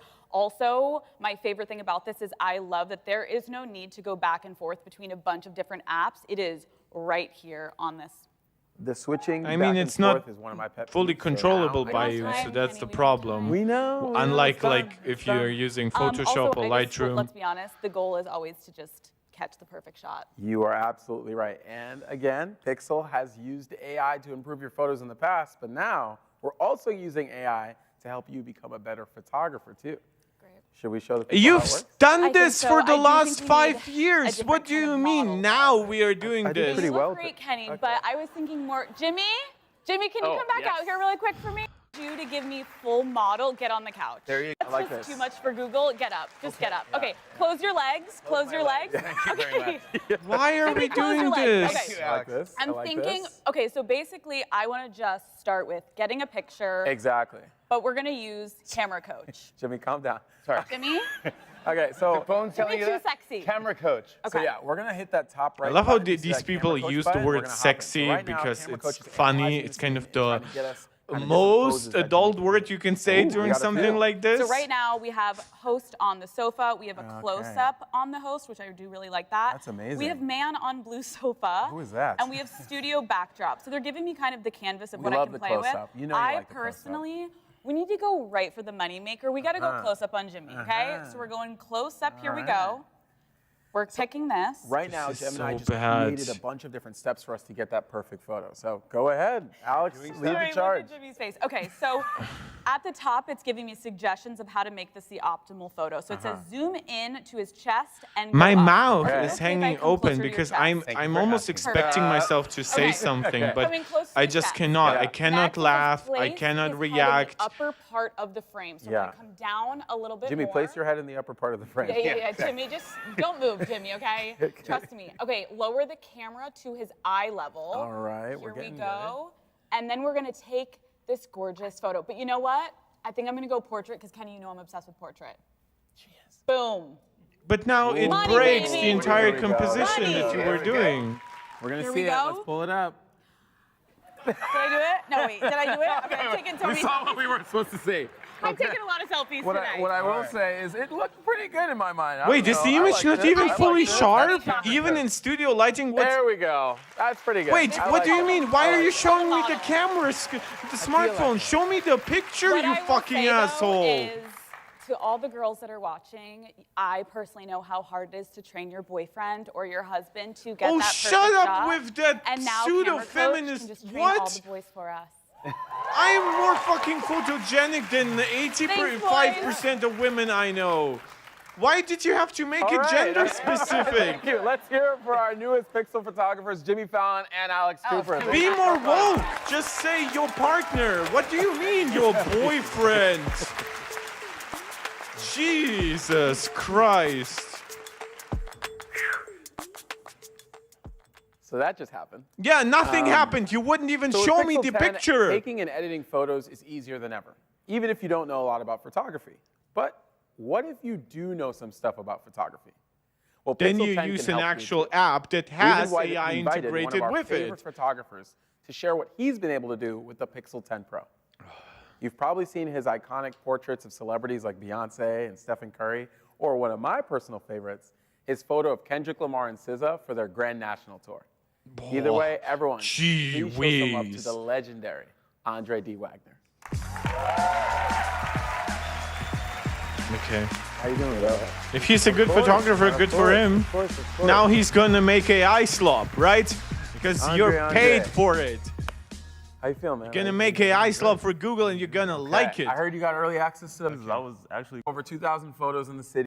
I like to get my day started early, so I wanted to get out before the light got harsh. And so But we have you this, see like, that classic those photo kinds of Brooklyn images from brownstone, like iPhone blue skies, 6s, it's, right? like, A good beautiful, like, photographer golden knows how gradient to on the take good windows here. pictures. And then on the right, I actually ended up going up to Harlem. Guys, anybody who's watching, please let me know if you think I'm cringe for thinking all of this is cringe. Let me know if you're enjoying my reaction or if you think I should be more or less outraged. And of course, like, share, subscribe, comment, consider leaving a super chat. Boost my mood because I'm so freaking pissed off. It feels so quintessential New York, you know? And the thing that we've really worked on this year with our camera is to make sure all the colors are true to life. So you see the red, You've the said this for like 5 years. You literally had like on the Pixel 8 or 7, you specifically focused on like skin tones, for example. Straight out of the box. So. Man, we got to keep going. Let me see another set. I got to keep going. So, I mean, as a photographer, we focused on true-to-life colors, and because we're talking to a professional photographer who actually wants opinionated images, now completely disconnected from what I have said, we are now seeing black and white photos.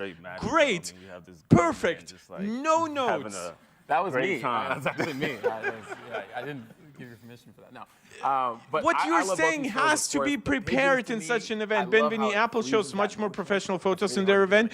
I don't mind the photos, but there's nothing in these photos that shows me, is the camera sharper? Is it better at handling high dynamic range? Is it way better at handling contrast? Like, he seems to be very good at photographing African Americans. I would be very interested in knowing what it means for a dark skin tone. That's a very interesting perspective. Those photos are cringe for an important event. In this context, especially since what is being said does not match the image, yeah, that what makes it cringe. Just seeing the images by itself is not bad. Walking around Washington Square Park, you know, I usually shoot a lot of portrait work on medium. But like, literally, before that, you said we focused on natural tones, and here you are clearly having this like something from the sides, but also just like this beautiful separation between the subject and the background, and just actually how smooth and just real life it looked, you know, because sometimes like in the past it's looked a little weird, so I was like, okay, like this is like really great. In the past it looked a little weird. Do you mean on pixels? Because Google definitely has pretended like there's been nothing unnatural about pixels. Just this tonality of such a high yeah, the tonality, by the way, would be a good argument, saying, oh, in the past our algorithm tended to be, for example, a little bit cool, right? That's what created the pixel look. Now with more advanced algorithms and the Tensor G5, we can actually bring that amazing dynamic range that people know from pixels to even more natural colors. That's how you present shit like this. Not with two random images side by side. The camera and behind the camera. Some would focus more on portrait. I'm ready. Please blow me away. I'm ready. Well, I mean, you know, I'm a photographer. I'm always chasing light, but sometimes you see moments at the end of the day. And so I'm in Washington Square Park. I'm roaming around the fountain. And I'm just looking for intimacy, and so I took out. You've done these iPhone comparisons for years. And then I took. Yeah, out the iPhone's ultra-wide camera isn't great. I have no problem admitting that. Was that taken with night mode though? To be able to see like this much detail in a nighttime photo, it just like makes a photographer really happy and. Wait, like, let me quickly. I put it in night sight, and I went to make another picture. Okay. Aaron complained about portrait mode on his videos. Well, so to be able to see, I'm glad you've seen the light. Wait, was that your comparison? One image with one specific camera on a 1-year-old phone? To be able to see like this much detail.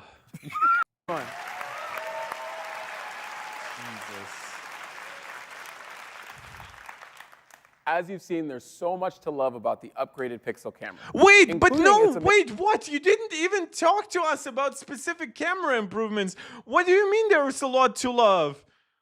You gave us random buzzwords about cameras like portrait and like colors. Amazing video capability, which still holds its place as the best video on a smartphone for the second year in a row. What? Literally not a single reviewer gave you the video camera crown over the iPhone.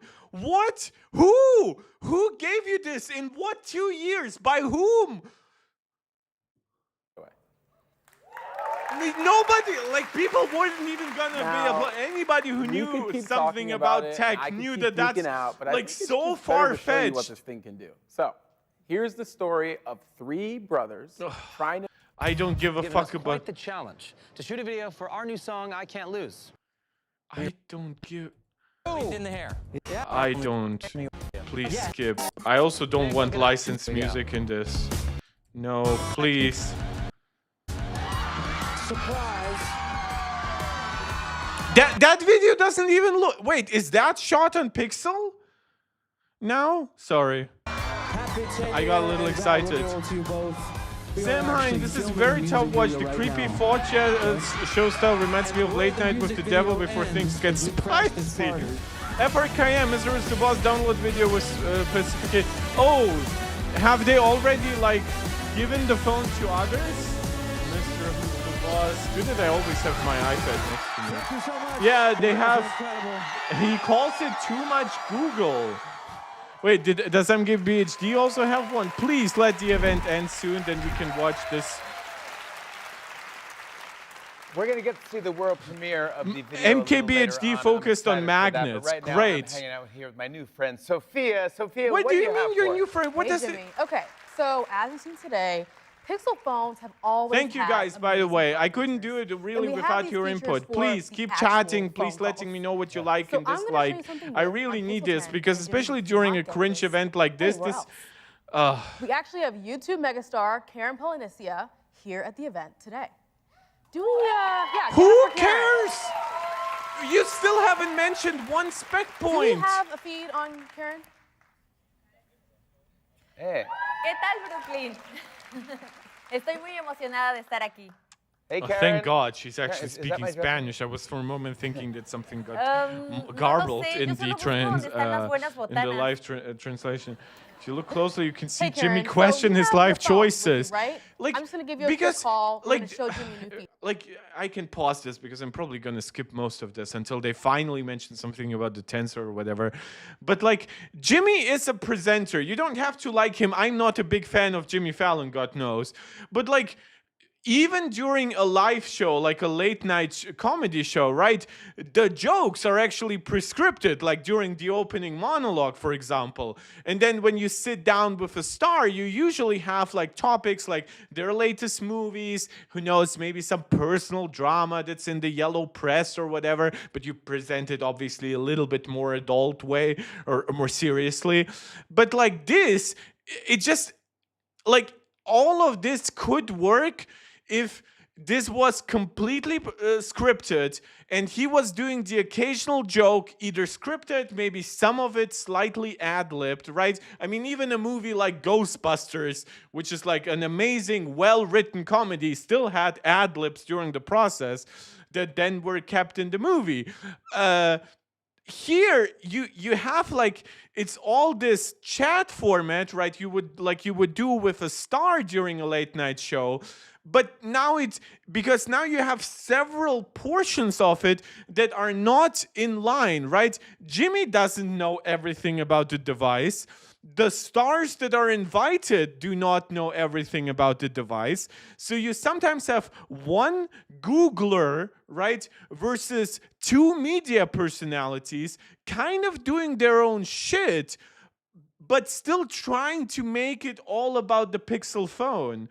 Who does Google think the audience is for their events? This fact-free nonsense won't appeal to other tech nerds or yeah, this is not funny enough for a casual audience.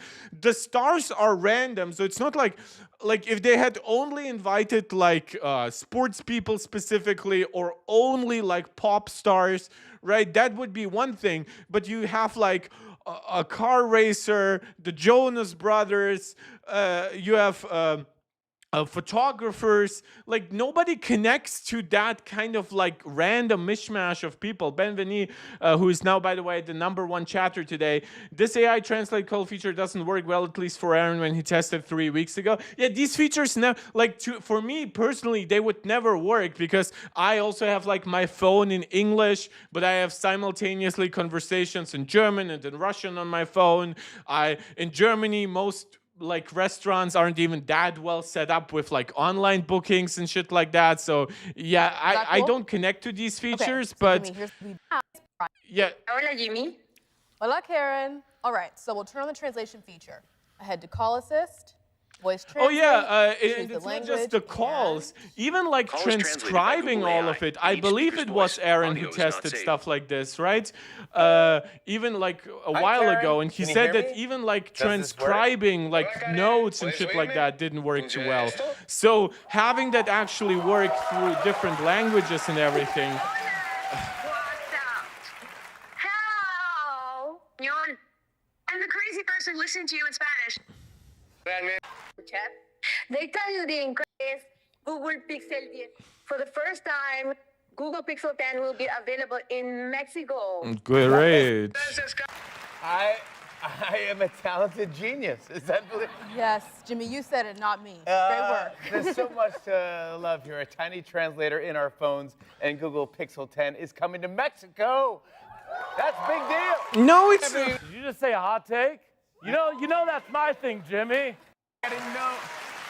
You happen to just be in our audience. What's up? Well, we just wrapped an episode of Subway Takes, Awesome, and I another way think for it Google might to just insert work for itself this into whole made by interpersonal Google interaction. thing. The issue is, it's not like I spoiler, mind having but like a let's just translation tool or a think transcription that tool. maybe I mean, wire Apple that's is supposed to doing keep that us stuff connected too. is But actually Google, what's stopping- like, can we please focus for a second that Google has been showing these kinds of features, some of the exact features, like live translation inside a call. That's like something that Google has been like promising for like 2 years. When Apple showed it for iOS 26, all I heard from Googlers and Android people was Google Pixel has had it for 2 years. Samsung has had it for at least 1 year, right? So why are we still showing off this feature? Not just like a snippet. I don't mind like a 15-second clip if you're cutting together like 20 different AI features. But like, why do I need to waste time? Like, you invited the star, you have your entertainer of the evening, and you've deliberately sat down. There's like a partially new set for this, and you're talking about a feature that, yeah, I bet Jimmy has an iPhone. Yeah, like, I mean, they even ask him to upgrade to a Pixel. And his answer was, I like everything new. But then by that logic, the iPhone that comes out next month is going to be newer and more attractive. Why are people phoning other people who don't speak the same English? I guess that this happens maybe on like a business call or whatever. But like, would I rely on Google to translate this, or would I rather like maybe communicate with somebody who doesn't speak my language in like written form? So maybe they could like pre-read what they're actually saying. So maybe an email conversation would make more sense. Yeah, Sam Heim, exactly. Maybe business use cases. So we are on one flow here. I have no idea who this clown is. 100% agree. They don't look good. They look. Oh, is that this format, video format? Cook. Flip flops, not cool. Cook. What? Why? Like, Like, look at this until he gets a conversation. budget. Where even is like a pixel in this? Was this filmed by a pixel? See, like these? I love these. No, it's Ooh, nice about the color. They pixel fit buds. perfectly in my ear. Okay. I can answer Oh my wow, phone they without fit. even touching my Like, phone. come on, can we please stop talking about things that have been like standard for, like, they fit perfectly in my ear. What is everything else like lead, burning lead that like hurts your ears?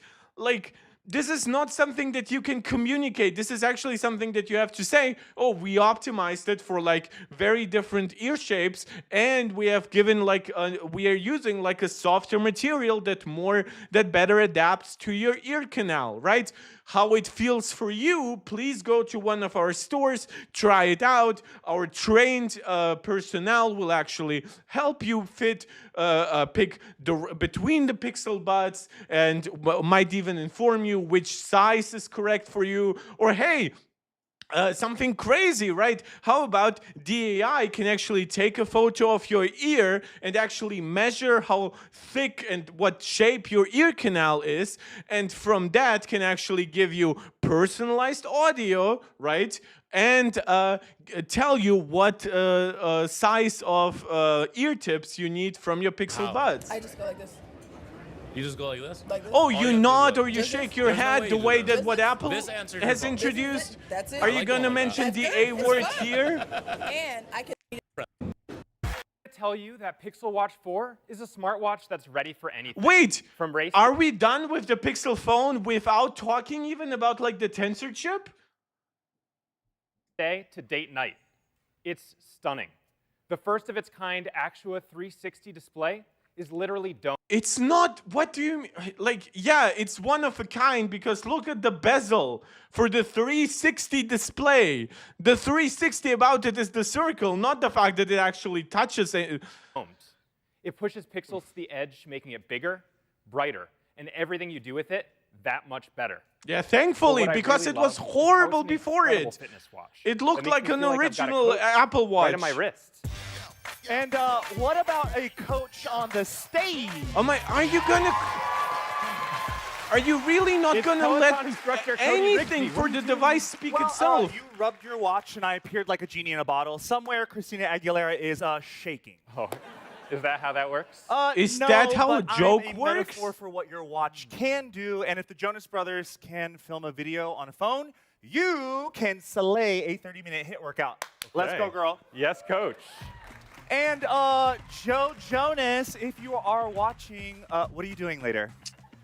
Mine looks pretty high today, so Cody. I'm sorry, guys. I'll say something that might be too woke, but if you are not gonna make those jokes about women during shows, which I think you absolutely should not, you should not also have gay men hit on, especially straight men.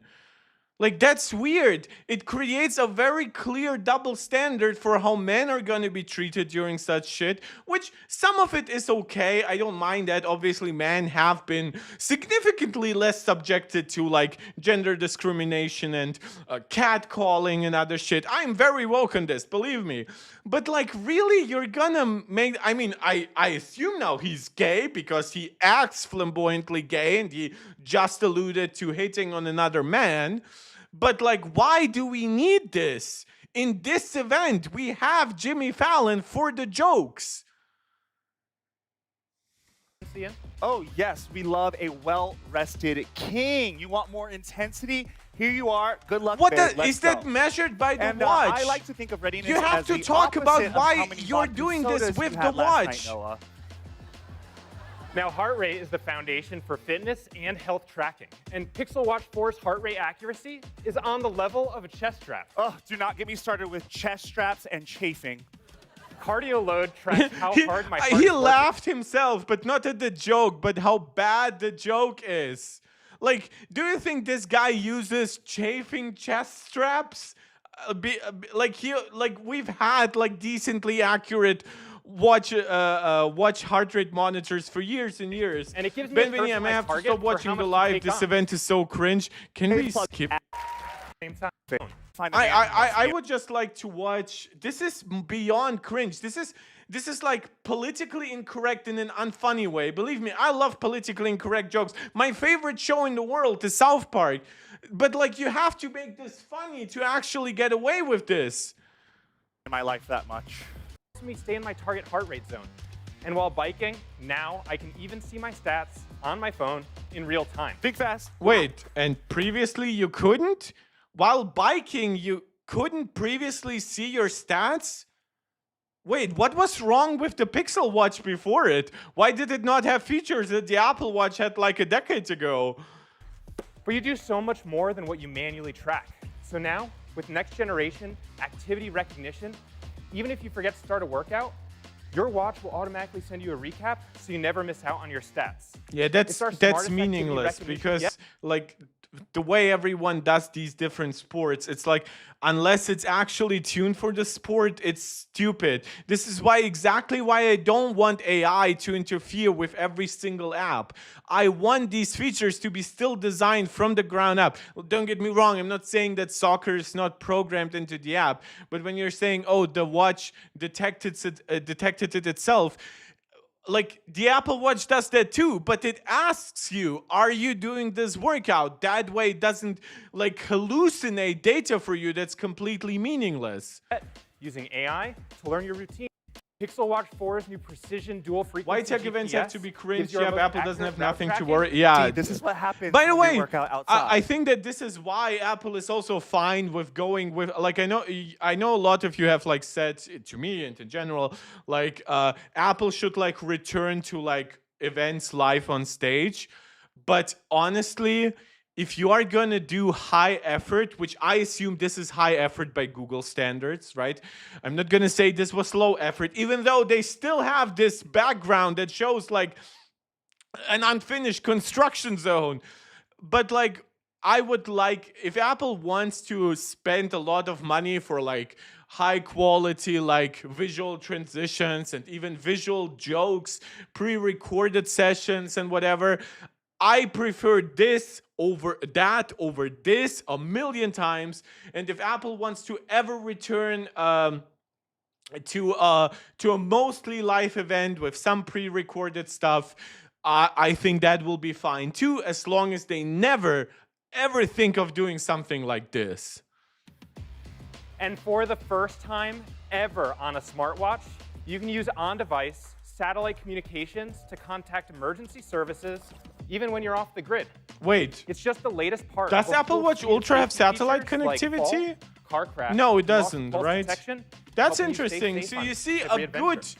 good feature. I guess you could say it watches over you. Shut So up. I'll be able to get and just raise my wrist and say, move my workout with Cody tomorrow an hour later so I can sleep in. Yeah, that's Hey, actually, babe, yeah. done here. But like calendar appointment stuff changing is Personal not AI new. help adapting, backed by science. Oh, that's uniquely what tailored to Mark you. Gurman said Apple is Starting in going to do October next in the year? US, Fitbit Premium users will be able to preview the coach in the completely redesigned Fitbit app. We are super excited about what's coming.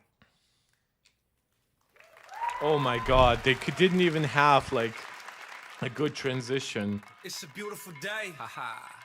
It's a beautiful day. Yeah. Okay, I don't care about the coming to. Wait, that's it? It's so good to be back by your side. Yes. Likewise, Jimmy. Likewise. Wait, I hope everyone enjoyed seeing the full lineup of Google's Wait, newest that's Pixel it? products. You're not gonna talk about any details, camera specs, I hope you tensor loved performance, seeing how Gemini is your efficiency personal claims, AI battery assistant. life claims. That's right. It's just a shame charging that there isn't speeds. one final big and buzzy announcement for all these guys to post about. Yeah, I know. That's a bummer. yeah, It's a shame. Well, hold on one second. What? Something from the Yeah, fold. I think we might have just the thing. Now, a minute ago, Noah said that everyone should have their personal health coach. So we've been building out this new personal coaching experience in the Fitbit app. And we've hired a new performance advisor to help. He stands at 6'2". He shoots a mean three-pointer. Wait, what is the actual announcement here? Steven or Stefan? Oh, it's Stefan. Great. I mean, guys. Wait, that's your one more thing? Huh, just a sec, I'm trying to capture all that. You do take a lot of notes. Why does guy kind of look like the CEO of Ocean Gates Titan? Can you tell me Oh about yeah, time you led a right? team on a Jesus, project? yeah, I didn't think of. But the guy is Hi, I actually think I have a not meeting in bad, right? It's just like he's thrown into presentation styles, always changing presentation styles, by the way. So he cannot even like adapt from one year to the other. He's clearly not like a big presenter, but like more of a tech guy. This was a huge miss in terms of the event. Can't comment on the products, unfunny and lacking in relevant details. Yep, that's 100% correct. Oh my God. Wait, what is the actual last announcement? It's, Stephen Curry is going to be a... Wait, that's your last minute Goofing thing? around, we felt like kids again. Yeah, I'm not listening to whatever is coming. So we are going to be watching Mrwhosetheboss, because I assume he's going to test more. If we still have time, I will react to MKBHD as well. I've just tested the new Google Pixel. Oh, Jesus Christ. I should probably make it quieter here, though. Okay. 10 phones, and I'm a little bit worried by what I've seen. So there's 4 new devices, the 700 Okay, wait. Is he on an Apple Watch? phones, and I'm a little bit worried. Yeah, he's using an Apple Watch. Aaron has never fully committed to the Android Live, right? Like, in that regard, like, I feel like he always implies this every time, but like, he just always uses 2 smartphones, and clearly with the iPhone more of his favorite. The way I would guess from him also using a MacBook all the time, an iPad almost all the time, and an Apple Watch. it's just me, or did they made worse than? Yeah, this is. I would say this is not the most boring event, because there have been like Samsung events that bored the absolute snot out of me. But this is the worst event. Like in terms of like the things that they thought would land, which completely fell flat. I think this is the worst event. And I think that the actual new features, or the more advanced features that they have shown, are so googly, in the sense that they are ripe for being delayed or changed, or they will show them off next year as if they're new again. That to me, like, there were a lot of red flags here. And I'm not actually talking about the Pixel 10 itself. It's just the overall Google pitch. And yeah, Android 16 Material 3 Expressive looks worse to me every time I see it. So just looking at the phone's general user interface was kind of painful for what me. I've seen. So there's 4 new devices: the $799 Pixel 10, Okay. the $999 Pixel 10 Pro, Okay. the $1199 10 Pro XL, and then finally the $1799 Pixel 10 Okay. So the prices are stable at the very Pro least. Fold. And it really feels like Google is doubling down here on what makes the Pixel The different. Pixel, yeah. But that's both in a good way and a bad way. The good is that in classic Google fashion, there are a sprinkle of new software features here that actually do feel just a little bit magical. Like Camera Coach. So when you're about to take a photo on a Pixel 10, you can tap here and your phone will analyze your scene and your subject and guide you towards taking your final shot. Okay, It does yeah, need- so this is one of the features that I will never use. I don't know why I would need my phone. Like, don't get me wrong, like, there are subtle things that a phone can do, like automatic contrast adjustment to make sure that the person looks good in the image, showing you like alignment guides so that you know how to center something in the frame. Your phone can automatically help you by pre-recording like portrait mode data, so that way even if you shoot a regular photo, afterwards you can still turn it into a portrait. There's a lot of things, but my phone actually teaching me how to take pictures. Like, I understand they're also targeting a younger audience here, but this is all AI assisted, so I don't trust it to, like, remember, and this will be now very nostalgic to some maybe, but like, remember when Apple brought out like not the original GarageBand, but like GarageBand somewhere around 2010, 11, even like right before Steve went away and passed away. And Apple was having like integrated like guitar learning sessions and drumming sessions, right? So that you could actually learn from actual musical artists. That to me makes sense. Integrate something playful like this into the phone app, into the Photos app, into the camera app. But like, all of this is AI based. So all of this is, for one, unpredictable. It's going to be different for everyone. And it's all much more prone to mistakes because it is trying to be so more agentic.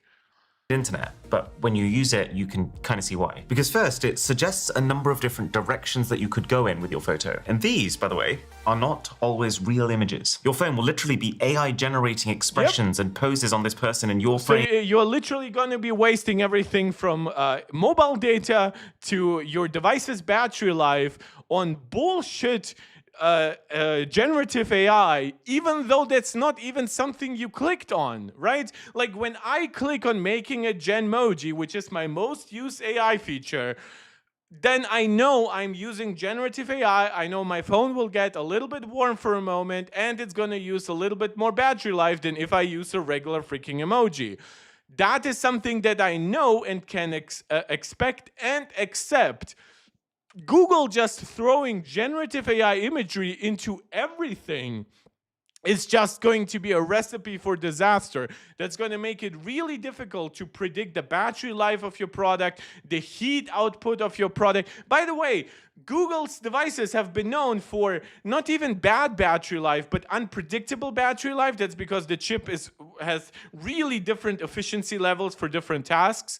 And for heat generation, because even once they gave it a decent thermal system, it still couldn't keep up with like the Tensor G4. Why wasn't that addressed? Saying even Apple talked a bit about cooling on the iPhone 16 generation, stuff like that. Why not do this? That haven't even happened yet. They're fabricated just to inspire ideas while you're shooting. And once you decide on one you like, it opens up this multi-step process that involves suggestions on all kinds of things. Everything from which mode and which zoom level to use to how you should step to the side to avoid shadows being cast on what you're shooting. It even told me to try pulling a different face while I was in the shot. Would I use it? Use someone prettier. Probably not. Photos are very subjective, and I don't really trust that my phone's AI has a better idea of what I want to shoot than I do. You shouldn't. But could I see this helping my parents to take better No. photos? And then also start to teach them what makes those better photos? No. Actually, yeah. No, Magic Q is another pretty instant hit. It means the AI on these phones can pop up relevant information when it thinks you need it. And you'll know it's doing it when you see these colorful little outlines around things. So let's say, for example, someone asks you when you're coming home from a trip. Your phone can retrieve your flight I guess the new thing about Magic Q is the specific UI about it, right? That it pops up in like the conversation feed that you like. It's not like a text suggestion once you open the keyboard. So I guess that's kind of a positive over previous integrations. Again, Magic Q has been the feature that interested me the most from this event, specifically because they also said it's running on device, it's privacy focused. I do wonder how much indexing the device has to make to understand all the context. I guess it will work relatively well for anything recent, like maybe it's somebody asks you about an email you got like a day or so ago, but I really struggle to think like that dog with the hat example. I'm not sure. But okay, because there's also like, what if there are many different pictures of the dog with the hat? What if there are many, what if you have people in your context who have the same name as your dog or whatever, like, or what if somebody slightly misspells a name or something like that? From your email and put them right in front of. And by the way, I'm not saying that that's because I'm just trying to nitpick. I know some people in the live chat mistype my name, even though it's literally half of my channel name. Sometimes people write it as Mark with a K rather than with a C. So you can just tap to send them immediately, which if you think about what it would take to do that manually, that is saving you quite a bit of just messing around inside your apps. Or even if you're calling, say, a restaurant, your phone should be able to pick up which restaurant you're calling and then actually surface up details that are relevant, like, for example, what time the reservation is that you've currently booked. In practice, the feature is pretty limited right now. There's a lot of asterisks about what kinds of situations it does and doesn't work in, but what an insane idea. It really makes you feel like Google's... I mean, it's really not an insane idea. Not because it's not insane, but because it has been insane for like the last 3 years. Ever since Google... Wait, how long has it been since Google Duplex, right? Like, I'll actually just Google on my iPad, Google Duplex wiki. Google Assistant. The section is about Duplex for Google Assistant. In May 2018, Google revealed Duplex. And this is basically just writing down, like in an UI way, that Duplex was supposed to do like 6-7 years ago. So no, this is not an insane idea. Google has been promising us this for over half a decade. Attention is focused on fixing real-life user issues and making the phone experience feel proactive, not just reactive. And then it's also cool to see just how much the company has squeezed out of their zoom camera with ProRes zoom. So Google Pixels for a while now have had Super Res zoom. Oh, by the way, remember one thing? Remember how Super Res zoom was like a Pixel 9 feature that only came to the Pixel 9. Remember when it was a Pixel 8 feature and it only came to the Pixel 8 after, like a year later, or even like I don't even remember which zoom they call what. Super Res zoom, I think they've had, like, as the image here implied, they had it like even during the notch era, right? Yeah, so these are old features that are just AI upraising. Like, it's nothing special at this point. Benveni, I hope Magic Q comes to Pixel 9 lineup. To be honest, if the Tensor G5 is actually significantly better, I hope it doesn't, in the sense that it's actually a new feature that actually needs new hardware. But I wouldn't be surprised, at least on like the 16 gigabyte models, so the Pro models from last year. But man, that is gonna bring the Tensor G4 to its knees to constantly have to do that kind of indexing on device. Which, when you capture, can take lots of not so great quality shots and merge them together to make one pretty great looking shot at either 20 times or 30 times zoom. And this is what the base Pixel 10 still has. It can do 20 times. But this year, for just the Pro phones, Google is also sprinkling a little bit of AI into the mix. They've done this for the last 2-3 years. Why is he saying that? They're sprinkling this year some AI into it. Google has been sprinkling AI into everything for a decade. Zoom Enhance was promised Pixel 8 event and just released after the Pixel 9 lineup. Right. I always think that it took them like 10 months, but it actually took them over a year, right? So, and by the way, nobody said that was like misleading advertisement, like with LLM Siri.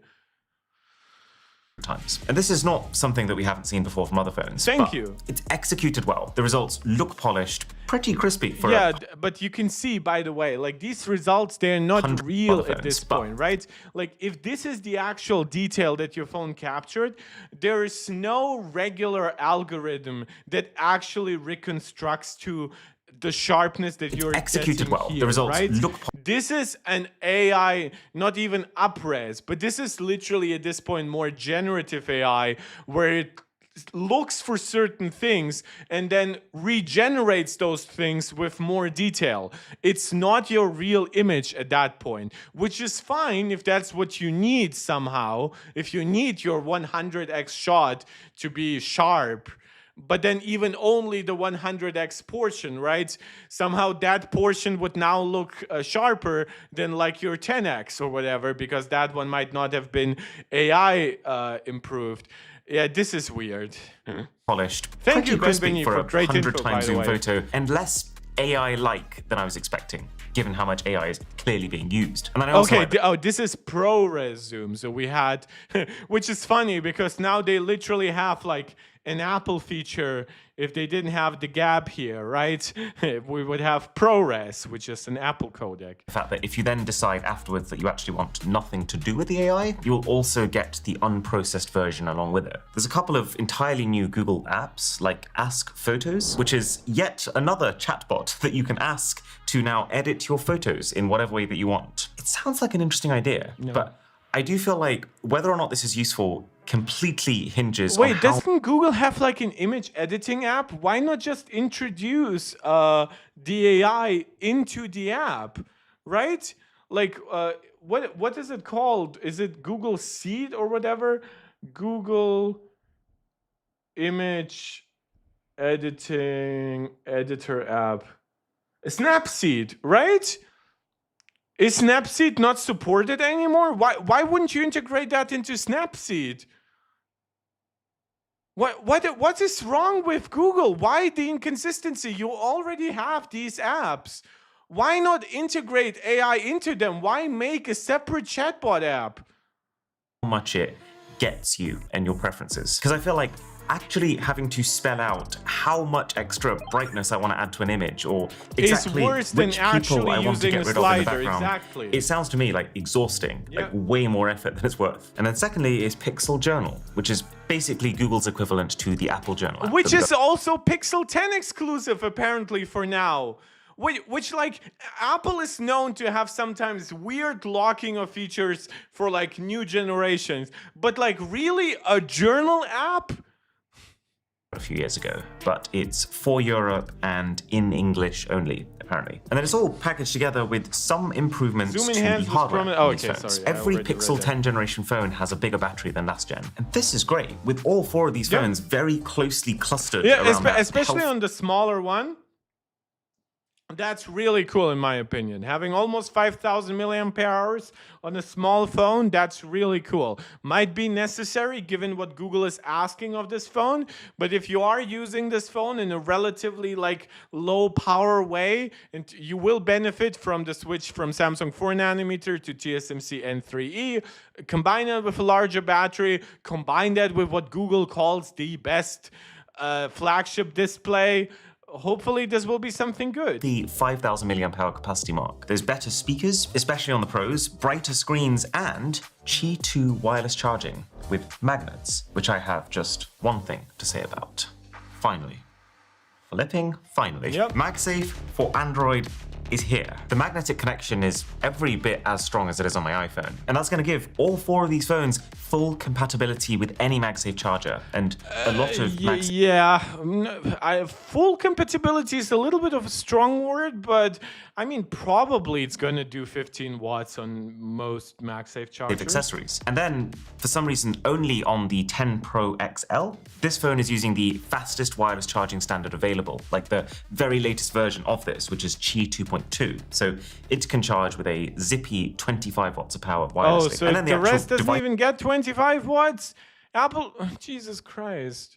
Devices themselves, while very similar looking to last year's phones, they're well built and classy. They feel like proper flagships in the hand, which is not something I've always been able to say about Google Pixel phones. With some kind of interesting color options too, including this ultramarine blue on the base Pixel 10 that they say is inspired by the blue color from the first Pixel, but I would be very surprised if this didn't have something to do with the fact that it makes the thing look almost identical to an iPhone 16. Yeah, an ultramarine. This feels like a pretty solid, if not slightly safe upgrade to last year's I mean, phones. it's beyond So slightly safe, but yeah. Well, first up, while most of the new software features seem at least like they are heading in the right direction, one of the key ones, Voice Translate, worked pretty terribly in my experience. And it wasn't for lack of trying. The idea is that you should be able to have a real-time phone call with someone who is talking another language. And your phone will then live translate so that you can both hear each other's voices in your own language. But I had 5 different phone calls while using this. And for one reason or another, 4 of those 5 phone calls, it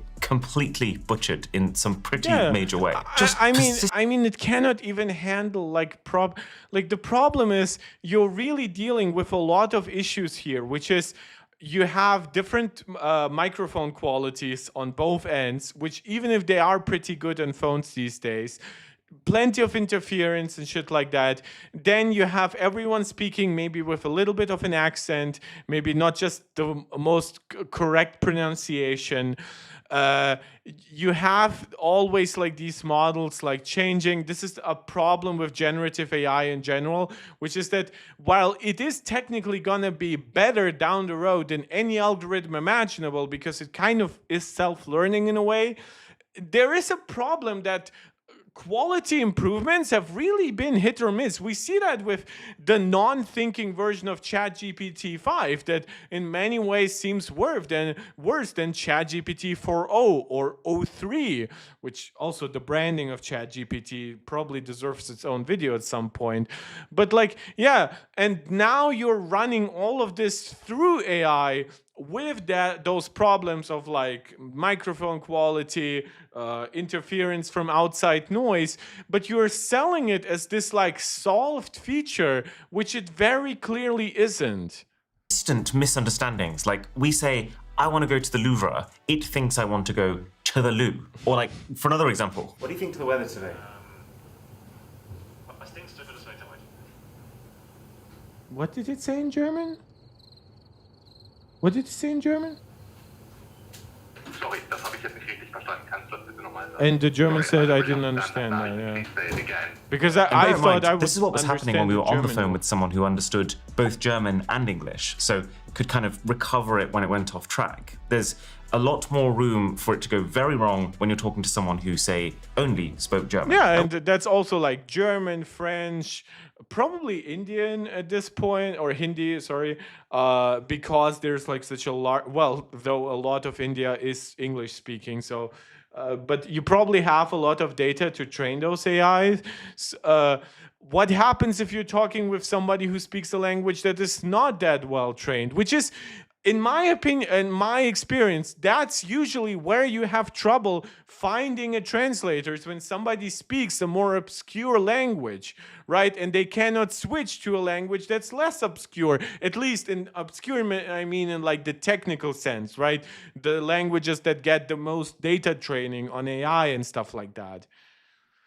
I will say it does a good job of keeping your accent. So if I say, that's hey, bad. how are you? Why does it need to keep your accent? That's like wasting computational resources on potentially making it sound worse. Why? English, they will hear the German translation of that, but as if it was me saying it. And also bear in mind, this testing happened about 3 weeks before launch. So there is some time that's for not it to gonna improve. get a lot better. I don't think this is much of an excuse, because I mean, this is the version of the product that media has been specifically invited to test. And then the other thing with Google phones, right, is in my experience, they never really feel finished. And that's exactly the same case here too. It is fantastic that you get 7 years of software updates and new features via Google's Pixel drops, but it does feel like Google uses this as a bit of a veil. It makes them happy and even with these updates have been really disappointing to me in the way they are structured, right? Like Material 3 Expressive, not simply launching with Android 16 is weird. Android 16 launching and then you're waiting for like a feature drop that is the redesign, that is the main talking point, the main selling feature of Android 16. Like, imagine if iOS 26 launched without liquid glass, and then you had to wait until iOS 26.1 or 0.2 to get liquid glass. Remember how much flack Apple got for iOS 18 not featuring the new Siri in the 0.0 version, even though that was one feature? Like, sure, it might have been like the flagship feature to some people, but there's been plenty in iOS 18 beyond AI, right? And you then got it with iOS 18.1. Now with Android 16, it's a very small release, very few features in general.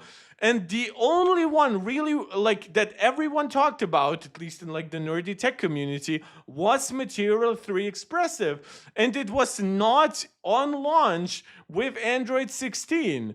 Is it because they kept it back so it would launch simultaneously with the Pixel, or were they just not ready? Like nowadays they're like feature dropping the redesign for specific apps. Like recently they launched it for the Files app, or their version of the Files app, and they just gave it this random pinkish purplish background, and I'm like, why? What about Finder apps? In the history of Finder apps has taught you that I need this kind of colored background in those apps. Release things in their very simple, very beta stages, like Magic Queue. It makes them feel comfortable telling you how, if a feature doesn't work well, like voice translate. And what also hurts this is because they will tell you, oh, you get a year free of Gemini Pro. Well, guess what? Some of those features, as Benveni told us, for example, that like the zoom enhance feature was promised for the Pixel 8, but then came out when the Pixel 9 was already introduced. So if you bought your Pixel 8 day one, you actually wouldn't get, granted, you might get this feature because it's more like connected to the actual hardware, right? But imagine if they advertise a software feature, I mean like a cloud AI feature that way, but then it launches once you don't have access to Gemini Pro anymore. I find very bizarre that their redesign wasn't released with Android 16. It's everything about this is bizarre. It really feels like the Pixel is still this afterthought, right? So the hardware has its own specific timeline and whatever. And Android was kind of molded to come out in a similar time frame, right? But this year, they announced Android 16 in a weird, like, very early way. In fact, people actually thought that that would mean, oh, Android 16, is it like a summer release, right, rather than a fall release? And in a way, it was. But now the best features are launching in the fall. And now you, like, as an Android user, you get to ask yourself, who was helped by this super early release, or super early presentation of Android 16? And now the Pixel, I presume that when the Pixel launches, it comes with the full set of Material 3 expressive design, right? It cannot be that when the Pixel launches, it's not fully redesigned Android 16, right? That would be like mind-blowingly bad. Well, that's just because you're testing it early and that it'll get better later. Or that key features are coming to some regions before others, if your region gets them at all, like the Journal app. Yeah. And it allows Google to reduce their accountability for things feeling unpolished. Yeah, You know, like the, I mean, think about that. Not only is the Pixel already a pretty low-selling product, right? But now they're not even launching all features simultaneously all over the world. So the amount of feedback they're gonna collect, including the amount of backlash they might face, is now all the more smaller. Omar saying, well done, Google, I love this Android scheme, also Android OS, I love, and well, you might want to finish that sentence before I engage with camera it. app when you're zooming in. It's been laggy on all previous Pixel phones. Doesn't look like it's any better here. Or Wait, portrait mode. what? Google has Not even with the Tensor G5? tumbled from genuinely king of the hill to frankly C tier when it comes to portraits in recent years. This is why I've been so outspoken during this event when they were talking, we are the best video camera and video smartphone in 2 years. No, you have never won, not once, against iPhone. In fact, in recent years, I always preferred Samsung video capturing over Google's. And in fact, with some of the Chinese devices having like giant sensors, they've been not too bad at video capturing. Not as good as an iPhone, especially in dynamic range, especially if the dynamic range happens to change relatively fast, right? But good.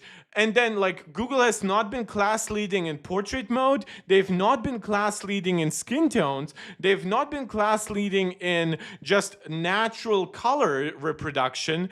They've not been class leading in sharpness, unless you count like AI post filtering. They still had good dynamic range handling, and they've definitely improved their video capturing. I'm not denying that. But literally none of those aspects have they won against Apple, Samsung, or even some collection of Chinese devices like the Xiaomi Ultra devices or even the Vivo Ultra devices. This year they bumped the resolution. This new Pixel 10 Pro can take 50 megapixel portraits, which is great, but they haven't actually fixed the issue, which is their edge detection. This phone still Which, by the managed to way, chop off. they praised it during the event, right? That professional photographer said that it has amazing background separation, which by that I assume he meant edge detection in portrait photos. Not one, but both my ears. And that's the one time it worked. The first 2 times we tried it, it bugged out and got me. Yeah, that's what I hear from people who use Pixels. Granted, I don't know anyone who has a Pixel 9, but I know 2 people who own Pixel 7s and 8s. Not quite sure which ones are pros or not. And I know one person who has a Pixel. Wait, was it a 9A or an 8A, right? So it was one of the more recent, but like mid-range solutions. So I don't count that. I mean, it's either the regular or the Pro.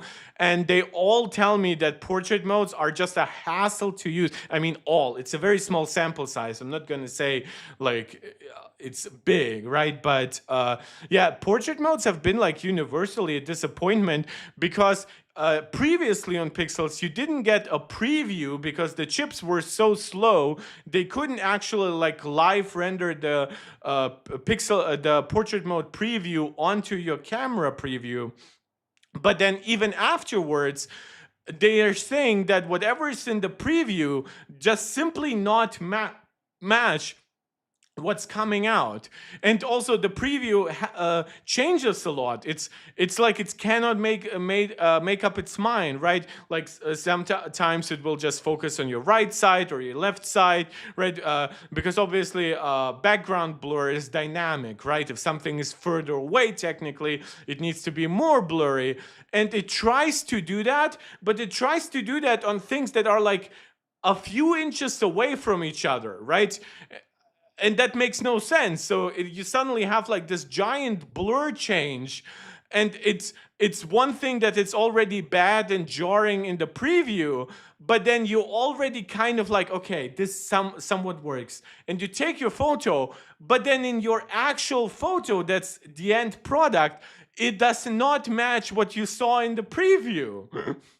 Completely out of focus. But here's the crux of it. All of this stuff, the odd feature being buggy, bits and pieces coming soon, or features limited to specific areas, it's nitpicky, and it wouldn't matter nearly as much if the hardware of the phones was stellar. The issue with Pixel phones, and I would argue more so with the Pixel 10s than ever before, is that the software features have to be incredible because the hardware is pretty lacking for what you're paying. The biggest thing is performance. Google's previous few flagship phones with their Google Tensor chips have not been at all close to their peers. Like last year, phones with Snapdragon chips had about a 60% performance lead over Google phones. Wait, D8 Gen 3? Bro, that's...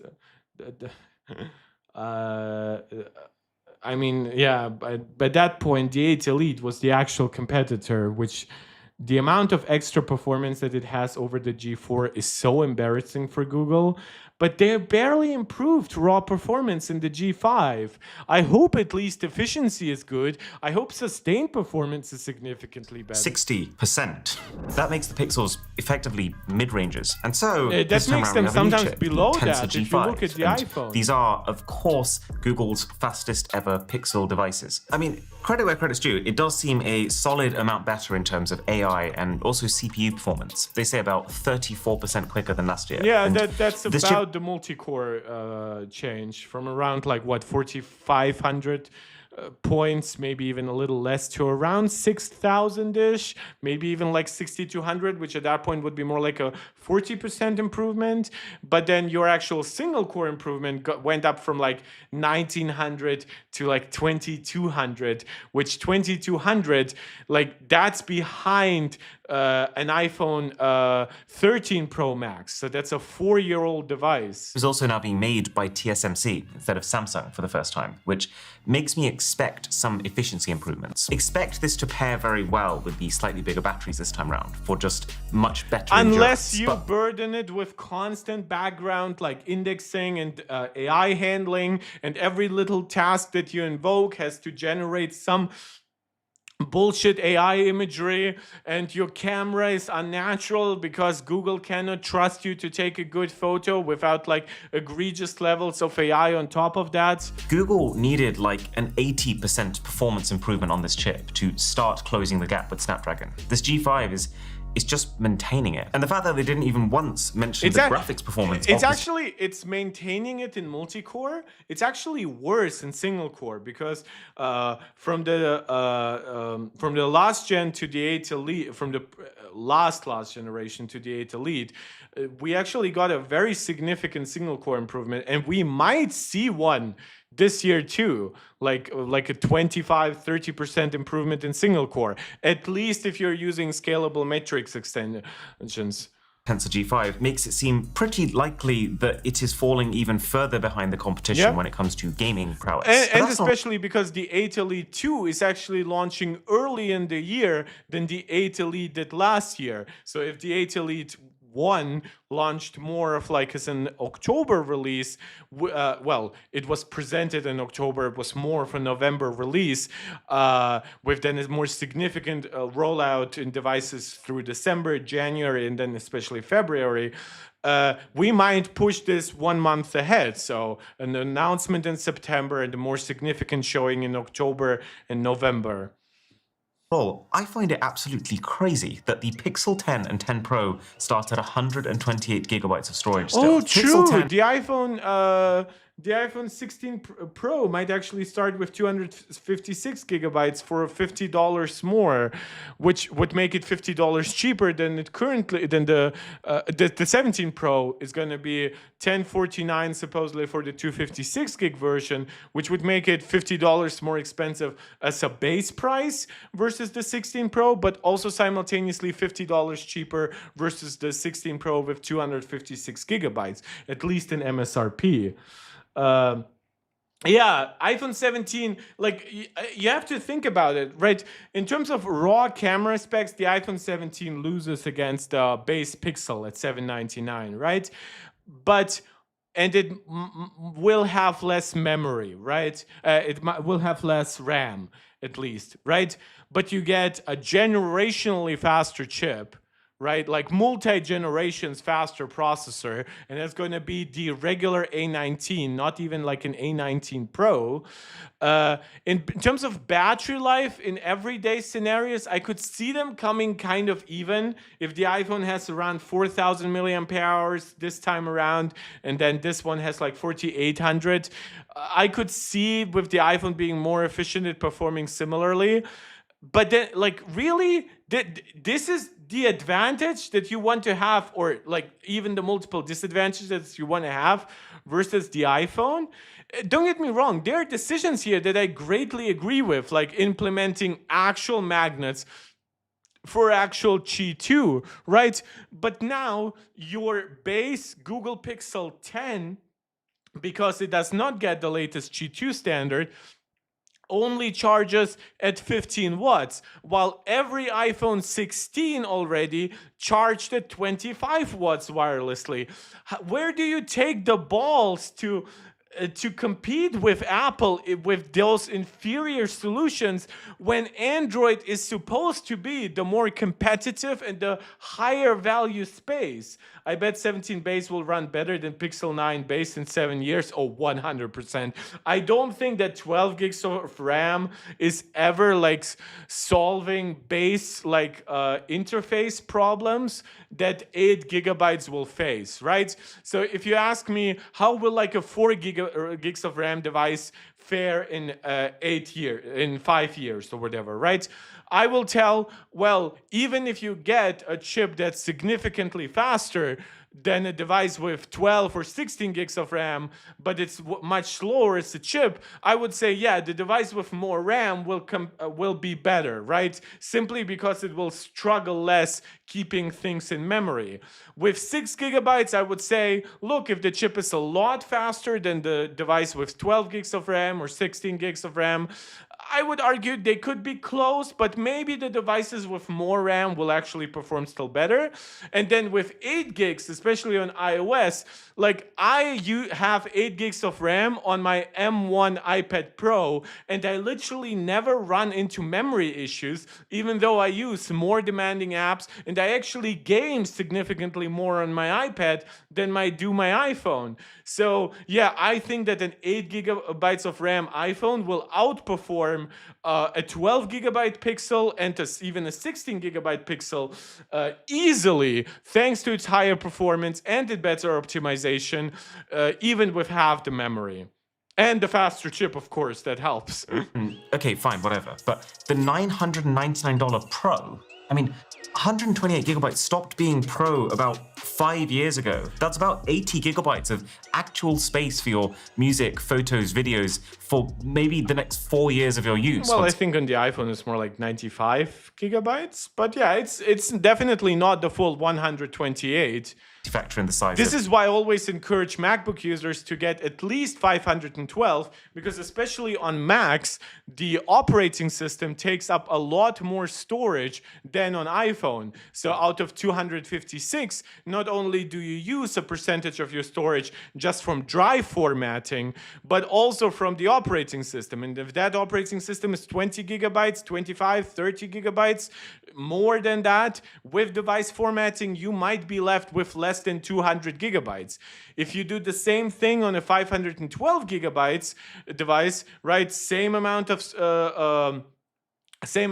cutting of storage for the operating system, and then actually a bit of and the same percentage, which is a higher nominal amount for the drive formatting, that probably leaves you with like 450 gigabytes, right? So that doesn't simply double your storage, but it's actually 1.25 times the amount of storage, which is actually a good deal, even though Apple storage prices are a little outrageous. But usually with the 512 gig version, if you look at like the 13-inch MacBook Air, you also get the fully enabled M series chip. You get a better charger, like a slightly faster dual port charger. By the way, big recommendation to get Apple's dual port charger. Every dual port charger I have ever used has had at least one of its ports going bad, whether it's Anker or Aukey or Ugreen. I think Ugreen is the brand that my mom uses, where I just recently saw one of the ports giving up. So at this point, I'm actually inclined to say overspend on Apple accessories, because you will have a much better experience down the line. The operating system and your very, very basic starter apps. Plus, while it is good that By the way, 10 guys, Pro if XL you're watching, if you're liking this, because we had a few more people come in right now, please like this channel, subscribe, like the video, subscribe to the channel, comment. I love getting your opinions, your agreements, your disagreements. Consider supporting this channel, whether it's directly with super chats or super stickers, channel memberships, Patreon subscriptions. It all helps. It's all very much appreciated. Or just subscribe, become a member of our Discord. The link for that is in the description. It all really, really helps. It grows our community. It makes the streams more exciting for me, knowing you guys are actually tuning in and you're contributing. So yeah, thank you so much. Does start with 256 gigs. They're just copying what the iPhone does now, where you're not actually getting more storage for the money. You just can't buy the lower storage model anymore, which makes this phone start at $100 more than last year's. They call the Pixel 10 Pro's cameras I will say, at least for the Pixel, I kind of understand not being too generous with the pricing, because they don't really have alternatives to making them outside of China, from what I understand, because they just don't make enough phones to suddenly shift production to Vietnam or India. And both Vietnam and India might actually face pretty high tariffs themselves. So Sony just today announced that the PlayStation 5 prices are going up in the United States by $50. So, which is okay for the Pixel, for the PS5 Pro, which was $700. But like on the digital version right now, that means that the digital version has gone up a full $100 since its original $399 price point. That's a 25% increase in 5 years. Usually you would get a 25% price reduction over the lifespan of a console. Sometimes you would get 30, 40, 50% price reductions. And instead, partially due to tariffs, partially due to an unpredictable landscape of world currencies and just instability in many parts of the world, we also get, unfortunately, higher pricing. I miss when the Pixel XL was 800 to 900 pounds. Yeah, I always say that, honestly, I don't see much of a barrier. If somebody buys like a 900 pound or 900 euro product, I usually expect that person to also be fine paying 1200, right? That's not universally true, though. It needs to have some kind of brand loyalty and establishment behind it. Like for Apple, normalizing the $1,000 price point with the iPhone 10, that took a little bit of effort, but honestly not too much, especially given just how different the iPhone 10 felt from previous iPhone generations.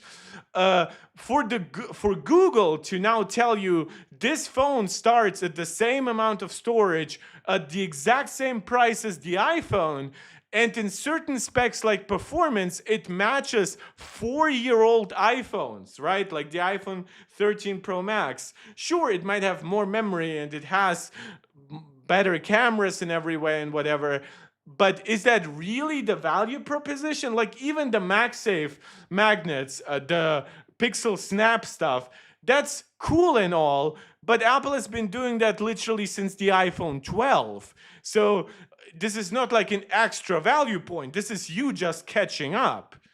25 watts of wireless charging is you catching up, right? Better cooling, supposedly, or at least the efficiency to have good sustained performance by using TSMC is you catching up. Now they're in price range that people should complain much more about them. Yeah, and honestly, this is what happened with OnePlus, right? Over time, they bled out of supporters that really loved the device being like $500, $600 dollars. That was, of course, when the iPhone was more like 700-800, and then when the iPhone hit 1,000 and 1,100, it was then 700-800, sometimes 900. Now it itself is closer to $1,000, while the iPhone is 1,200. While sure, that still gives it better value than the iPhone, at least in some ways. Maybe especially like, well, battery life, not really. I guess raw battery capacity, but not real world battery life. The iPhone 16 has the 60 hertz display, Omar, but this is not competing versus the iPhone 16. This is competing versus the iPhone 17 that's coming out next month. Also very soon. This device is more of like an October release anyway, you know that. In our briefing, which my first reaction was like, that's very strange. This product isn't even out yet. But then I realized the reason they can say that is because it is basically identical to the cameras on the Pixel 9 Pro. Yeah. The image stabilization is a little better, but every single camera sensor is the same. And if we're being honest, now on the smaller side, especially considering the top tier pricing. And just to reiterate, Google's camera tuning used to be so far ahead of other companies that it didn't matter. They used sensors that were 30 to 40% smaller, and the results were amazing. I would forgive the underwhelming CPU and GPU performance of the Tensor chips if they were built so much around, like if their neural engine was like 2 to 3 times larger than everyone else, and it enabled, and it had like an ISP that was twice that of the iPhone, right? That way it could keep using similar or even smaller size sensors than the competition and still give you amazing results. But this has not been true for like 5 years. I would say 5 years ago is when a lot of competitors, Apple with Smart HDR, Samsung with whatever they call their HDR, has caught up in a lot of ways. But then I would remember. But then 3 to 4 years ago is where Pixel started losing that edge, to the point where around the Pixel 8, I would argue that the iPhone 14 Pro was better than that. Well, at that point would be even the 15 Pro. I would argue that the Samsung devices were better, and a lot of Chinese devices offered pretty competitive solutions.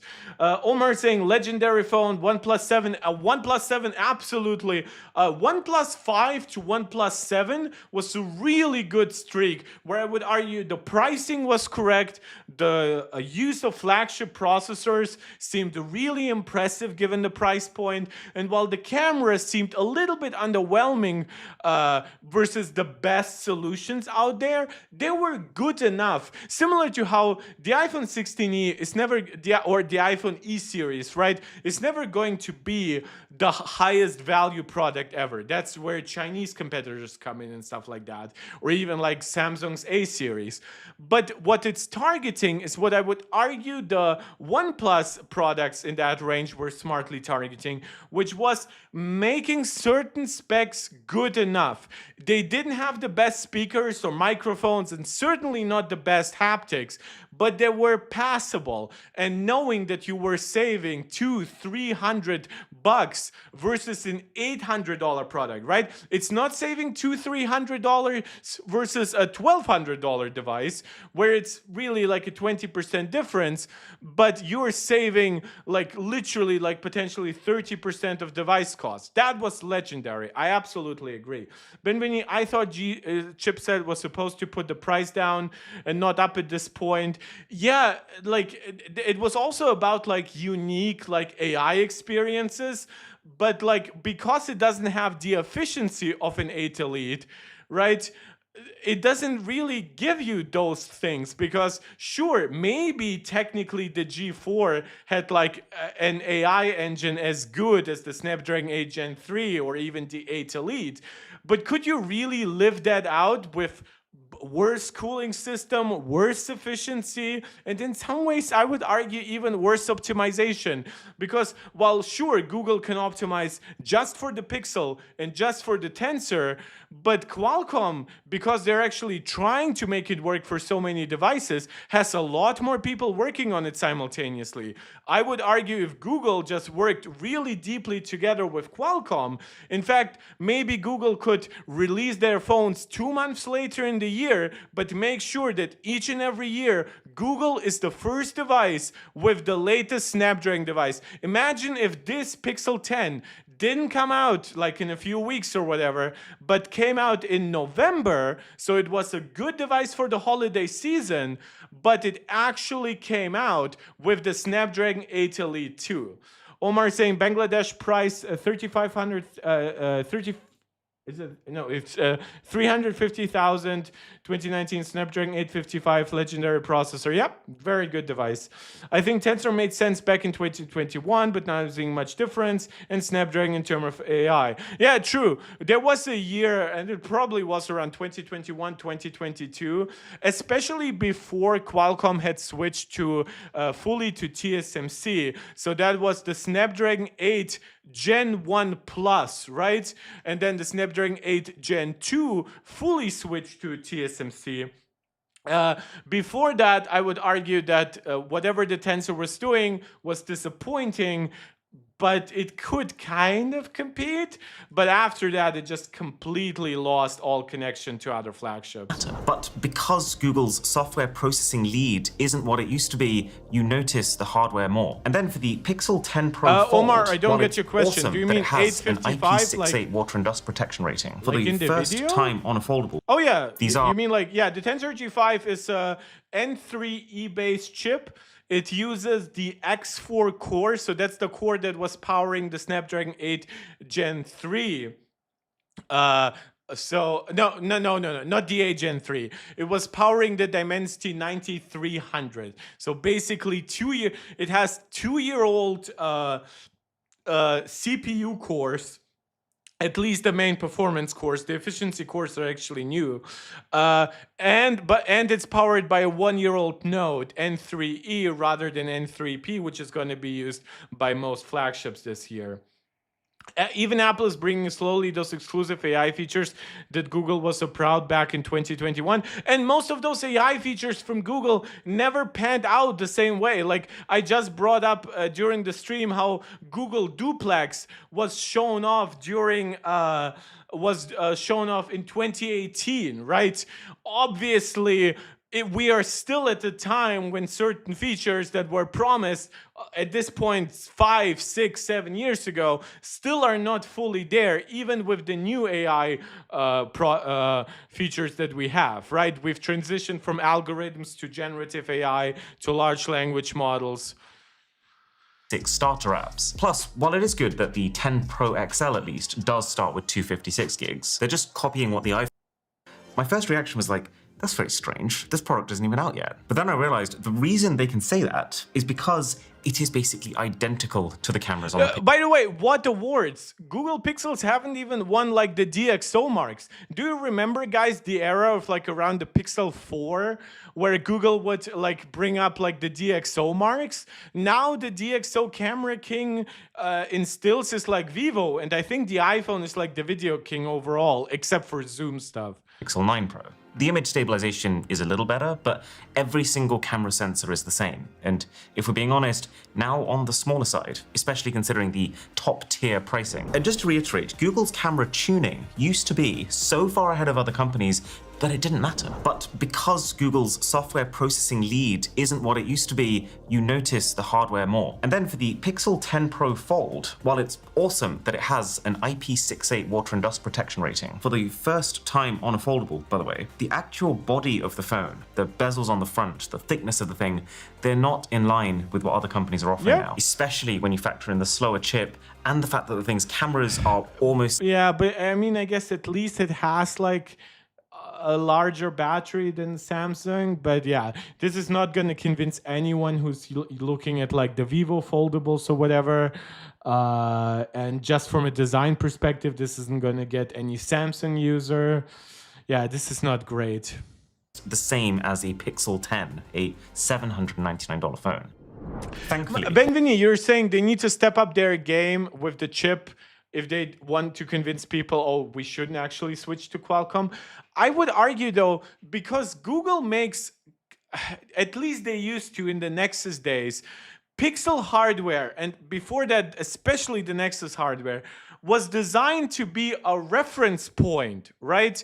It was designed to be that from that point on, other devices are cheaper, better value, or way faster, which these days could be achieved with things like using even faster memory or even faster storage or active cooling, right? So in my opinion, Google should actually time the Pixel to coincide with the latest Snapdragon chip, because that way Google could optimize the operating system for that chip. They could create a clear value differential, right? Like, oh, the Snapdragon chip is like the flagship, but look, the Dimensity 9500 exists, and it's only like 10% slower, but it's the devices with it are 25% cheaper, right? That would be an actually understandable lineup. But instead, Google launches their products right ahead of the iPhone that then kicks its butt in terms of processors.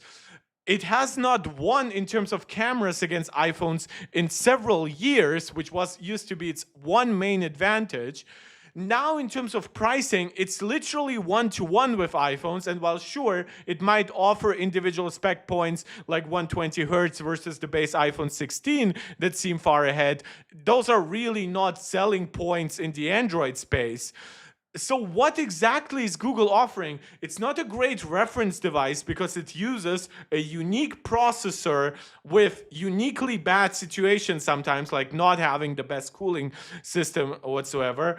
It tries a few exclusive things because it's the first device to get all the Gemini features, and some of them are optimized for on-device. But now that means that those features are actually more difficult to port to other devices like Samsung. We saw that with Microsoft Copilot, right? Where they optimized it first for the Snapdragon, what was it called? Snapdragon 10 Elite? The naming's so stupid, right?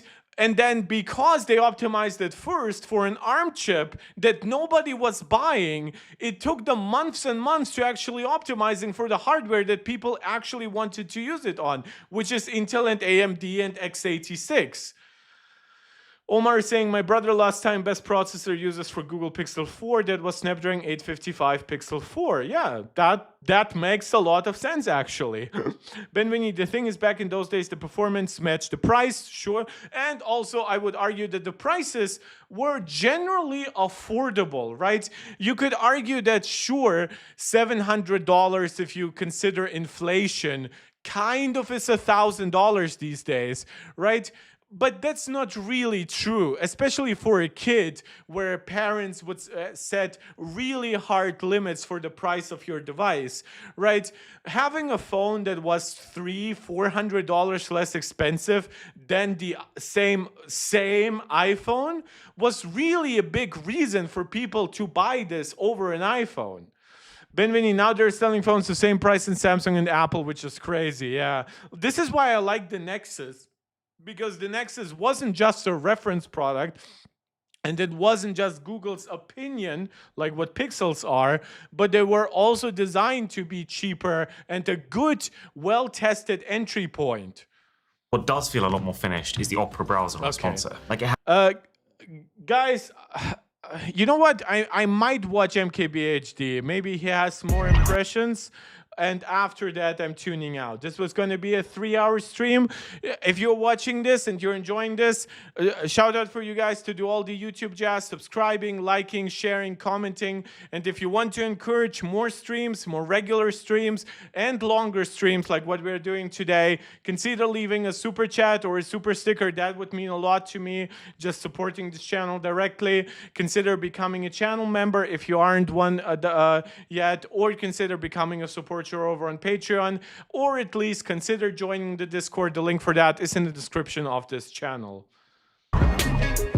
All right, they're finally here. The new big 10th generation Google Pixel phones. And I've got your first hands-on impressions of all of them. Fresh off the plane, by the way. I'm recording this after like 20 hours or so of travel back from Chengdu, China, where we just won. Omar saying slightly not up to the mark comparison video. Big Boss, that's why I don't agree. Which mark comparison video? Slightly not up to the mark. Yeah, I don't know what you mean.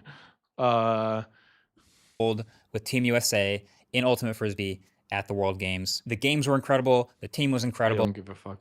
Cell and Pixel 10 Pro Fold. They've been showing us the design on social media for weeks now, but it's what's inside that has the potential to be a game changer. I will say, though, I actually do like the Pixel 10's designs. At this point, okay, the camera... so I think I can use this video as like a reference point for a lot of my opinions. I do like the design. The design here is the least of my worries. I have never disliked the camera bar. I think people overestimate the value of having this on top. Some say that they rest their finger that way. I would always almost rest my finger that way, but whatever.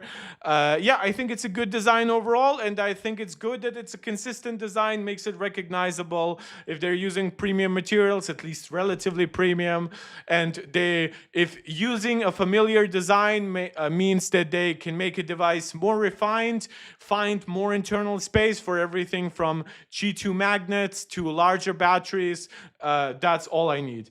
Benjamin is saying, Google made me feel better about buying iPhone 16 Pro Max last year. At least 16 got some nice improvements. Yeah, and I mean, I honestly see that versus the 17 Pro Max, especially if the 17 Pro Max comes with some surprise camera improvement.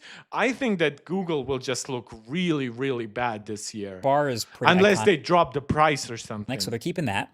But then this build is even more flagshipy and high quality than ever before. It's still IP68 rated, but now it's Gorilla Glass Victus 2.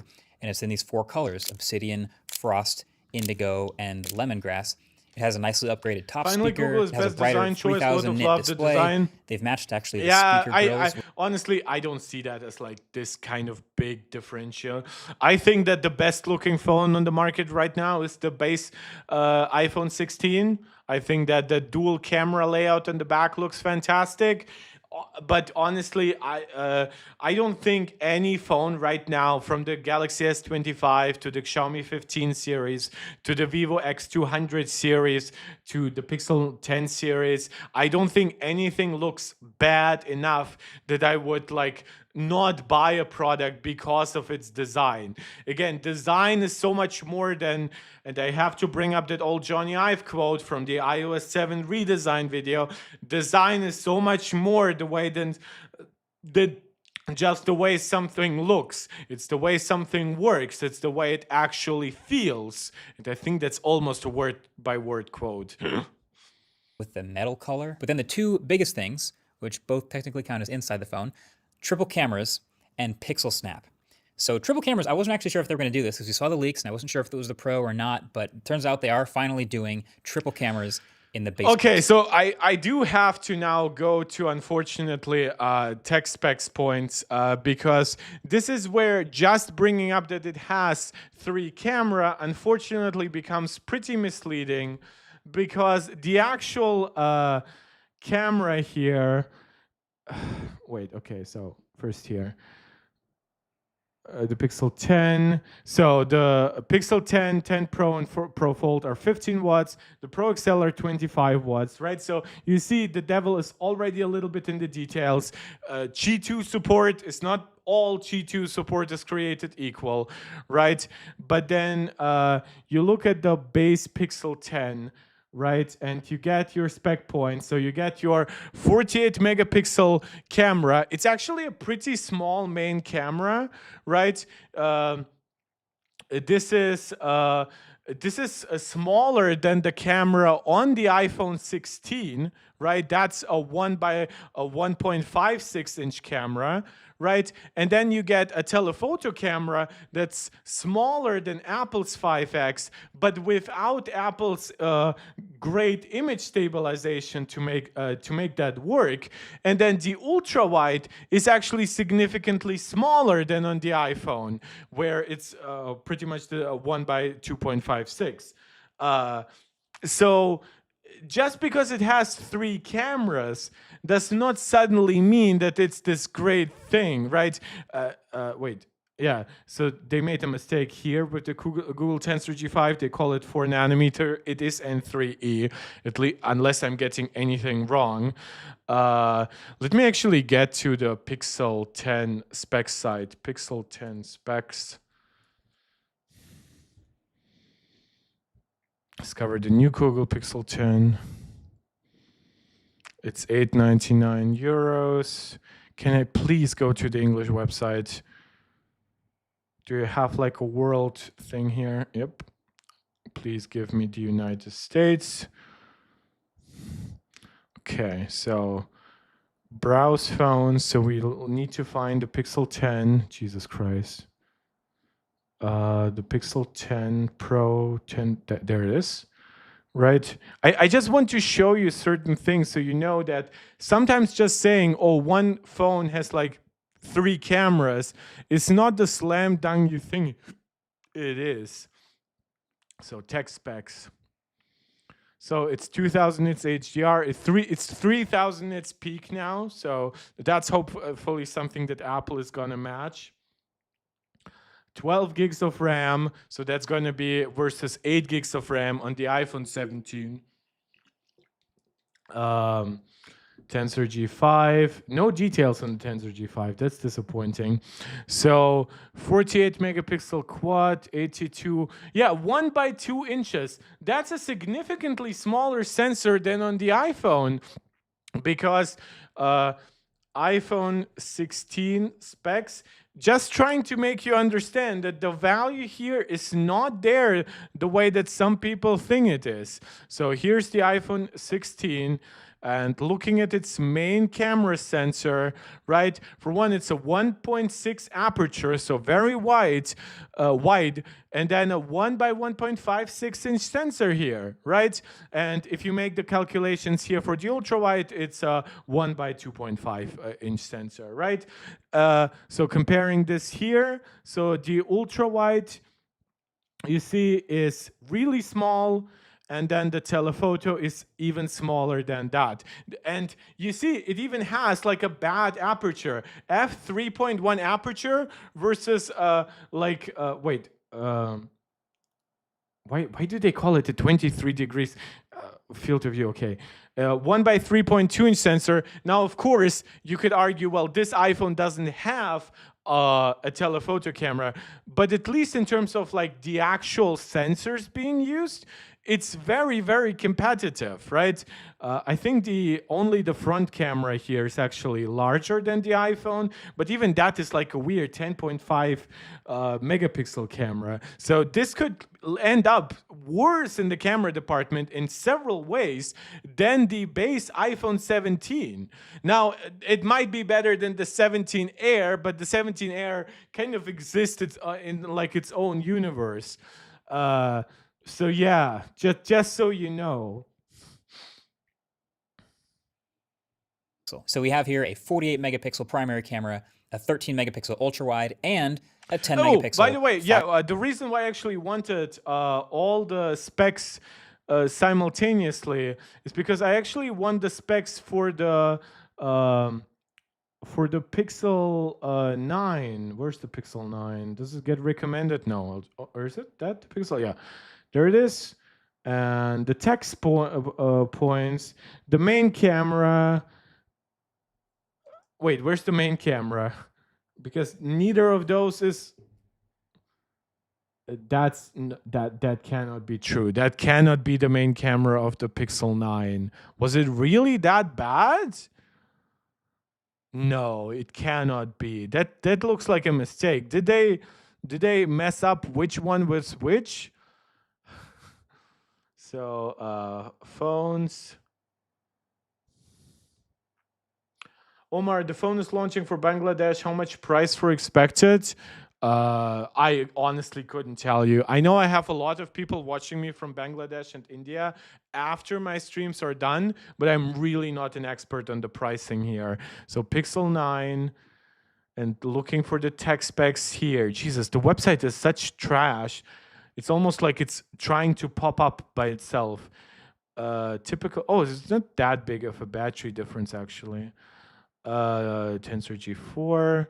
So it had a 50 megapixel. Oh, it actually had a terrible camera. Okay, so this is going to be significantly better than the Pixel 9, but it better be because this is a horrible, horrible sensor to use for a main camera. Jesus Christ. 5x. How do you come up with the idea to create a phone setup where your main wide camera is worse in many ways than your ultra wide? What are you doing at that point? Jesus Christ. Was Google so high on their own supply that they thought that they could like AI their way out of this? That's crazy shit. Telephoto camera. So that's great. And we'll get to the pro cameras in a minute. But these phones all also have what's called Pixel Snap, which is basically Google's branding word for finally including Qi 2 wireless charging with magnets built into the phone. Wow. I actually didn't see that coming, but I'm very excited about it. This is one of literally 2 phones now that I've ever held in my hands that has the full Qi 2 built into the phone. The other one being literally the HMD. Yeah, you mean the 2 Android phones? Skyline that very few people have ever heard of. But I'm so happy to see it here because it means you can wirelessly charge the phone at 15 watts. And there's also now this whole new ecosystem of magnetic accessories that can slap by onto the way, the back of I don't know if they're going to change this, but they're very clearly still trying to mimic the stainless steel iPhone look with those highly polished sides. I'm not sure. With the way Google likes to just copy Apple, I wouldn't be surprised if this becomes matte in a year or two. Wireless chargers and stands, of course, but even non-chargers like this Pixel Ring stand they're making, and it is like firm to the back of the phone, which is awesome. And I don't quite understand why you need that ring to be changeable if you can rotate the actual like attachment. Seems like a waste of mechanical parts. MagSafe accessories do line up with these Qi 2 And magnets. by the way, yeah, these bezels, they're pretty thick for like again, these are bezels probably very comparable to the iPhone 16. But like there are rumors that the iPhone 17 is going to have bezels similar to the iPhone 16 Pro, which actually has like almost 2 generations better, thinner bezels than the base 16. So this is a weird choice to make. Again, this is like almost as if Google thinks it's fine for them to compete versus 1-year-old iPhones rather than current gen iPhones. So basically any accessory out there that will lock onto the back of an iPhone will also lock onto the back of this phone too. So Google is of course going to be what selling kind of this USB? I actually would have to look that up. We'll you know what? We're actually going to look that up on the Pixel side here. So we're going to go back to where we were on the Pixel 10 tech specs. I think my live viewer account is broken for some reason. It just regularly jumps to 1, even though you guys are still there and commenting. So Pixel 10. Tech specs, memory, processor, security. I assume this is like I/O or something like that. Google AI, materials, IP68, operating system, safety, sensors, USB Type-C 3.2, which this is 5 gigabits per second, I think. Because I think it's 3.2 Gen 2. That's yeah, 3.1. Yeah. So it's 5 gigabits per second for Gen 1 and 10 gigabits per second for Gen 2. So, and I assume they would have just called it 3.2 Gen 2 if it had that support. So my assumption is it has 5 gigabits per second. $40 Pixel Snap charger. It's just a metal puck. You already know how that works. And the Pixel Snap ring. I still find it funny how people can launch the exact same thing as Apple has launched and then not get the flag that Apple does when it happens for them. I'm really happy that's why I'm connecting another secondary display. Well, with Android 16, you should be getting all of the Samsung DeX-like features, right? And it is actually pretty sturdy for holding up the phone at a bunch of different angles or being a pop socket. So for all intents and purposes, Pixel Snap is basically MagSafe. It's great. We'll take it. So you might be thinking, Marquez, if the base Pixel is so good, and it's got the triple cameras now, and it's got Pixel Snap and all these upgrades, then what's new with the Pros? Like, is there anything better about the Pros? And this has been a theme with the Pixel, which is that there isn't that big of a difference between the base Pixel and the Pro Pixel to justify the price. And that's kind of true again here. So let's play spot the differences. So both these phones are the same size, 6.3 inches on the base, 6.3 inches on the Pro, but the Pro's display is slightly higher resolution and slightly brighter, and it's LTPO with a full 1 to 120 Hz variable refresh rate instead of 60 to 120 on the base. You also get more RAM and max storage, and it actually has a slightly smaller battery, likely to make room for the slightly larger cameras. So same focal length. And but now, they also mentioned, like at least Aaron did, that it has better speakers specifically on the this Pros. time, 50 megapixel main camera, 48 megapixel ultra wide, and a 48 megapixel 5x telephoto. So with the extra resolution Okay, on that let's telephoto actually see the spec points of those cameras on the 10 Pro. So where is it? I'm just gonna type it in.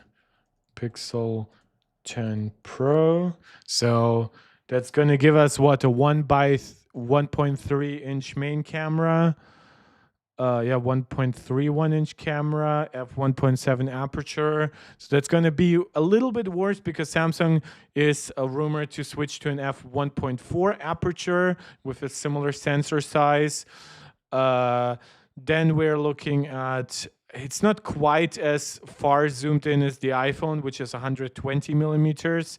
Again, big question about optical image stabilization quality because the iPhone uses sensor shift image stabilization. This is a larger sensor than what the iPhone is currently using for its 5x telephoto, but again, it does underperform the iPhone in low light conditions precisely because of the word's image stabilization.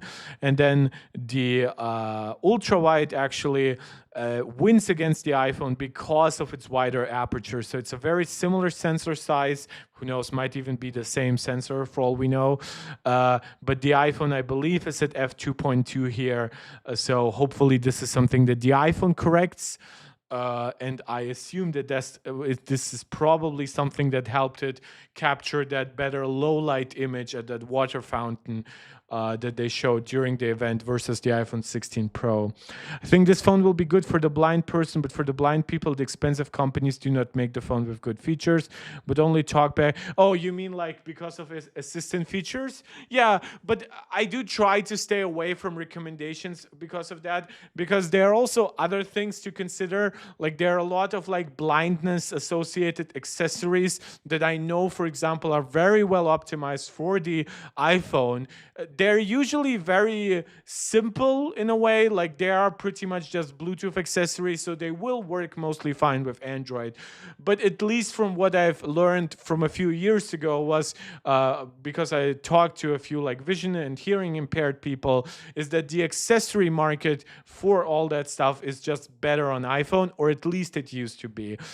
If it has changed, if it's now significantly a different consideration because of AI features, that I cannot speak to, so I refrain from that. But yeah, that's a good suggestion of something to consider here. on the Pro, you can zoom in further, all the way into 100x, it'll let you do now. Yeah, And so for there is no sensor basis here for this kind of improvement. Like if you think, for example, this is a 1 by 2.55 inch sensor versus you have like 200 megapixel 1 by 1.4 inch sensors, for example, in the Vivo X200 Pro handling zoom. And while they are not 5x telephotos, they're more like 3.5x telephoto, the sensor is just so much larger. And usually stabilization is so much more simple if you don't zoom in that far, that these cameras will deliver better zoom. Maybe not 100x because that one is mostly AI based, but just in general experience from around 3.5x to then like 6-7x, those images will be better and more usable, and you will have less need to like work on them with AI afterwards. Zoom will do its best to use AI and try to process and sharpen what it thinks you're taking a picture of, where you can only go into 20x with the non-pros. And the pros come in Moonstone, jade, and porcelain. Now, how much I better don't are like the the Pro triple colors. cameras going to be than the I base phone? think these colors are triple like camera? jade and stuff. They Jade look and porcelain. vibrant, but then the choices are weird. Now, how much better are the Pro's triple cameras going to be than the base phone's triple cameras? We'll see, you know, and also, does the extra RAM make a big difference? Is a better selfie camera going to make a big difference? These are things that I have to test in my full review, so definitely get subscribed to be among the first to see that when that drops.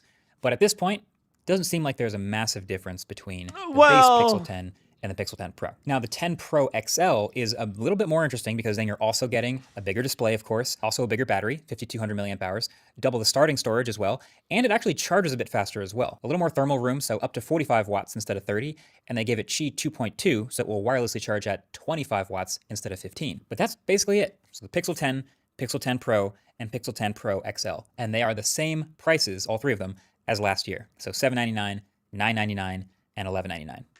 And then there's the foldy one. So we have the Pixel 10 Pro Fold, which is exciting because we get to see now what are some of the lessons that Google has learned along the way. I have to go back to the Google Pixel spec points because now I'm really curious. What's the thickness of the 10 Pro Fold, right? Because it seems like that would be like a big downside. Now it is $100 cheaper than the Z Fold 7, but that's really not what defines something like this. So they call it smooth display. So this is not LTPO, I guess. Yeah, so the outer screen is not LTPO. The inner screen is not as high resolution, but that's pretty standard. They do that to save battery life. Full 24-bit depth for 16 million colors. No idea why you would need 24-bit depth. You achieve that with 8-bit. For a billion colors, you need 10-bit, but whatever. Maybe that's something I'm misunderstanding. So the brightness is what I assume they mean was making these displays the best ever. Oh, Jesus Christ, this is thickness in inches, which is outrageous. Such a stupid metrics. So let's go back to Germany so I can actually work with that. I mean, I can make my calculations in my head, but because it's also rounded numbers, it just doesn't help me. So Pixel 10 Pro Fold, going to technische Daten and scrolling all the way down, probably. So it's also USB Type-C 3.2, so there doesn't seem to be a differentiation point between the pros and the non-pros. Where is thickness? Oh, was it actually quite far up on top? So the cameras here are not great, very small sensor sizes. That's okay. That's now gonna suck versus the Z Fold 7, which got the main 50 megapixel 1 by 1.3 inches from the Galaxy S25 Ultra. It doesn't quite have the same optical system, but it's still better than this. It also has better than this, and it also has better than this across the board. So yeah, that's really not great. And then in terms of thickness, so it has 4,900 milliamp hours in real capacity. So it's 10.8 millimeters when folded and 5.2 when unfolded. It's also significantly heavier. Man, this is like 45 grams heavier than the Z Fold 7. This is gonna be a very significant difference in how you perceive and experience the device, at least in my opinion. They've made a first generation foldable. Okay, so now what are they going to improve? What are they going to settle in on as the real key things that they keep and the things that they change and evolve? And this one is, again, for sure, more flagshipy than last year, but not in a way that's going to blow anyone out the water. Just a definite, solid, all-around improvement. The most important still piece, thick bezels and everything, right? Which on a foldable, they said that it's like, oh, it's also a tablet. But to even get like to mini tablet screen sizes, you really need to combat bezels here even more than on a regular flagship smartphone. Hinge got the most work. It's this new gearless hinge. And because it's much smaller, it makes that left side bezel much more trim, leaving the outside screen feeling much more just like a regular normal phone instead of being I almost wish that they had like this edge, like mirrored over here. Offset like last year. So now it's a great phone to use closed. It's a slightly bigger 6.4-inch outer display, the same 20:9 aspect ratio. It's a 60 to 120 hertz refresh rate, and it's up to 3,000 nits peak brightness. I really dislike it when they use like different panels for the front and inner screen, because you want the front screen to like deliver like the same experience. That way it feels completely smooth when you open it up, and you want the outer screen to be your more efficient screen in a way from the size. But if you're not going to give it LTPO,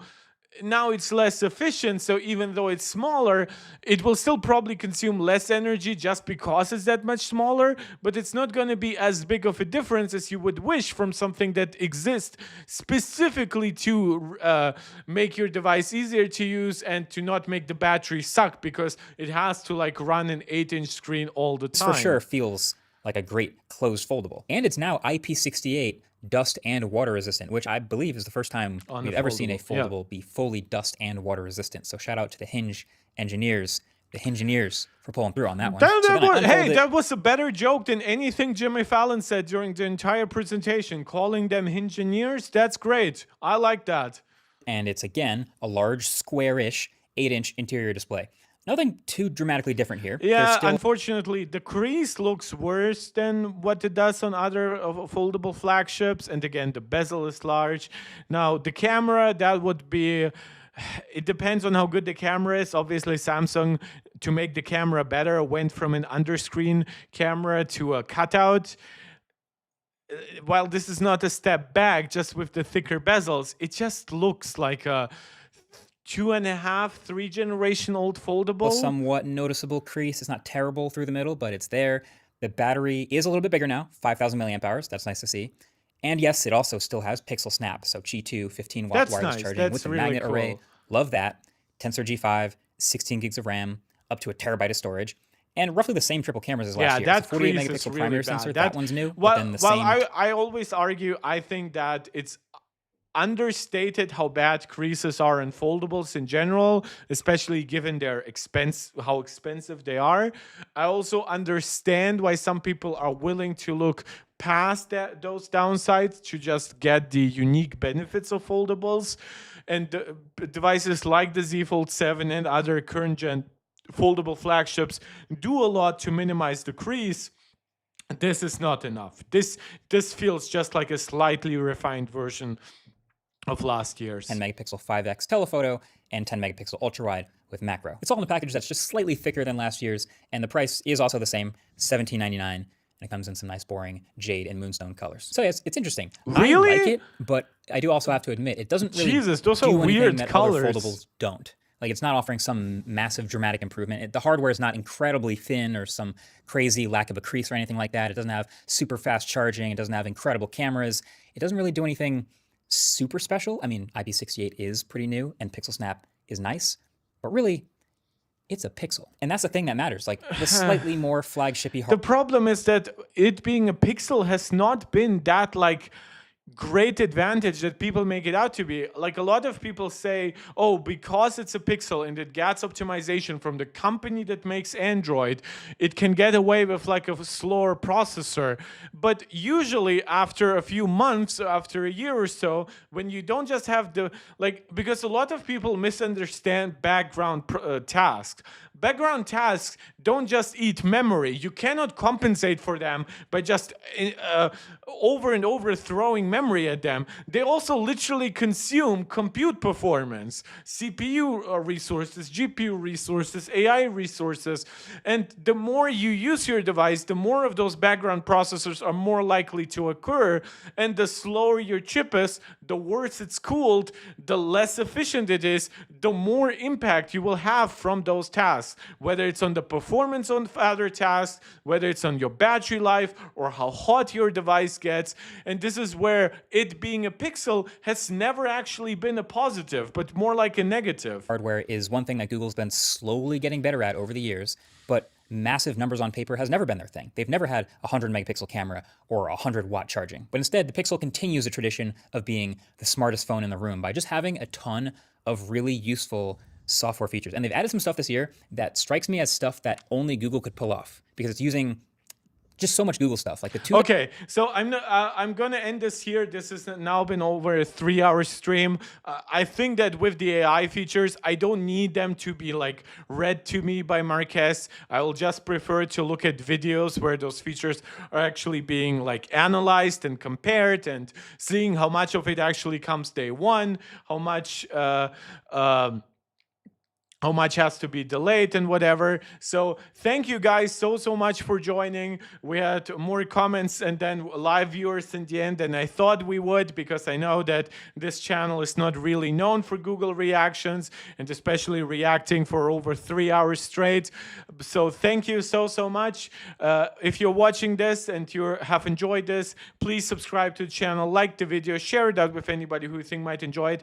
Don't just comment live on the video, but also comment, please, in the regular comment section whenever you catch me live. If you feel like supporting this channel directly, you can leave super chats and super stickers. That helps a lot. You can become a channel member right here on YouTube, a support server on Patreon, or just go to our Discord, interact with our community, help us grow, help us just be more informed, have people from all over the world. You can find the link for that in the description. So thank you for everything. I hope I'll be back probably by like next Saturday. So not this Saturday, but the next one. I have, fortunately for me, I guess unfortunately for you, quite a lot of very nice social plans. So I apologize for being a nerd with a social life. But yeah, I've really enjoyed doing this. I think you guys made the experience of watching this extremely cringe event tolerable for me. I will refrain from giving too much opinion on the Pixel 10 devices, because I just think that a lot of their story has to be written through actual professional reviews and breakdowns and things like that. And once that happens, I will be here to watch those reviews with you, watch camera comparisons by people like SuperSaf, who I have found to be one of the most reliable people on that front, even though every year I still find some problems with his methodology. So thank you so much. Leave suggestions on what you think I can improve, or what just other topics you would like to see me cover. Of course, be prepared for me to react to the iPhone 17 announcement, and then eventually to iPhone 17 reviews, and then eventually to me myself buying an iPhone 17 Pro and giving my impressions. I've also covered stuff like those TechWoven cases that are coming out supposedly, so expect me to actually review those as well. And before I leave you, I'll definitely be reviewing these cases, but also before I leave you, let me see if there are any leaks and rumors I've missed. So there is apparently, public service announcement, there's iOS 18.6.2 and macOS Sequoia 15.6.1 are out. That's cool. Some security fixes. Satellite connectivity with the Pixel Watch 4 beats Apple. So yeah, so apparently the Ultra does not support it. It's just it's supposedly coming this year with the new MediaTek modem that they are supposedly using. So that's good to know. The Pixel has shown us with a finger to give it well. And then let me look at 95 Mac. There's any other Apple stuff that I have missed, though I assume that software updates is all that we're going to get from Apple. Yeah, so that's about it for today. That's all the Apple news. That's all the Google news. That's all the reactions to, I haven't reacted actually to Mrwhosetheboss and MKBHD for a while, so that was quite cool to be able to do. Thank you so much. As always, let me know what else you would like to see me react to next, and I'll catch you then. This is Mark Tech, tuning out.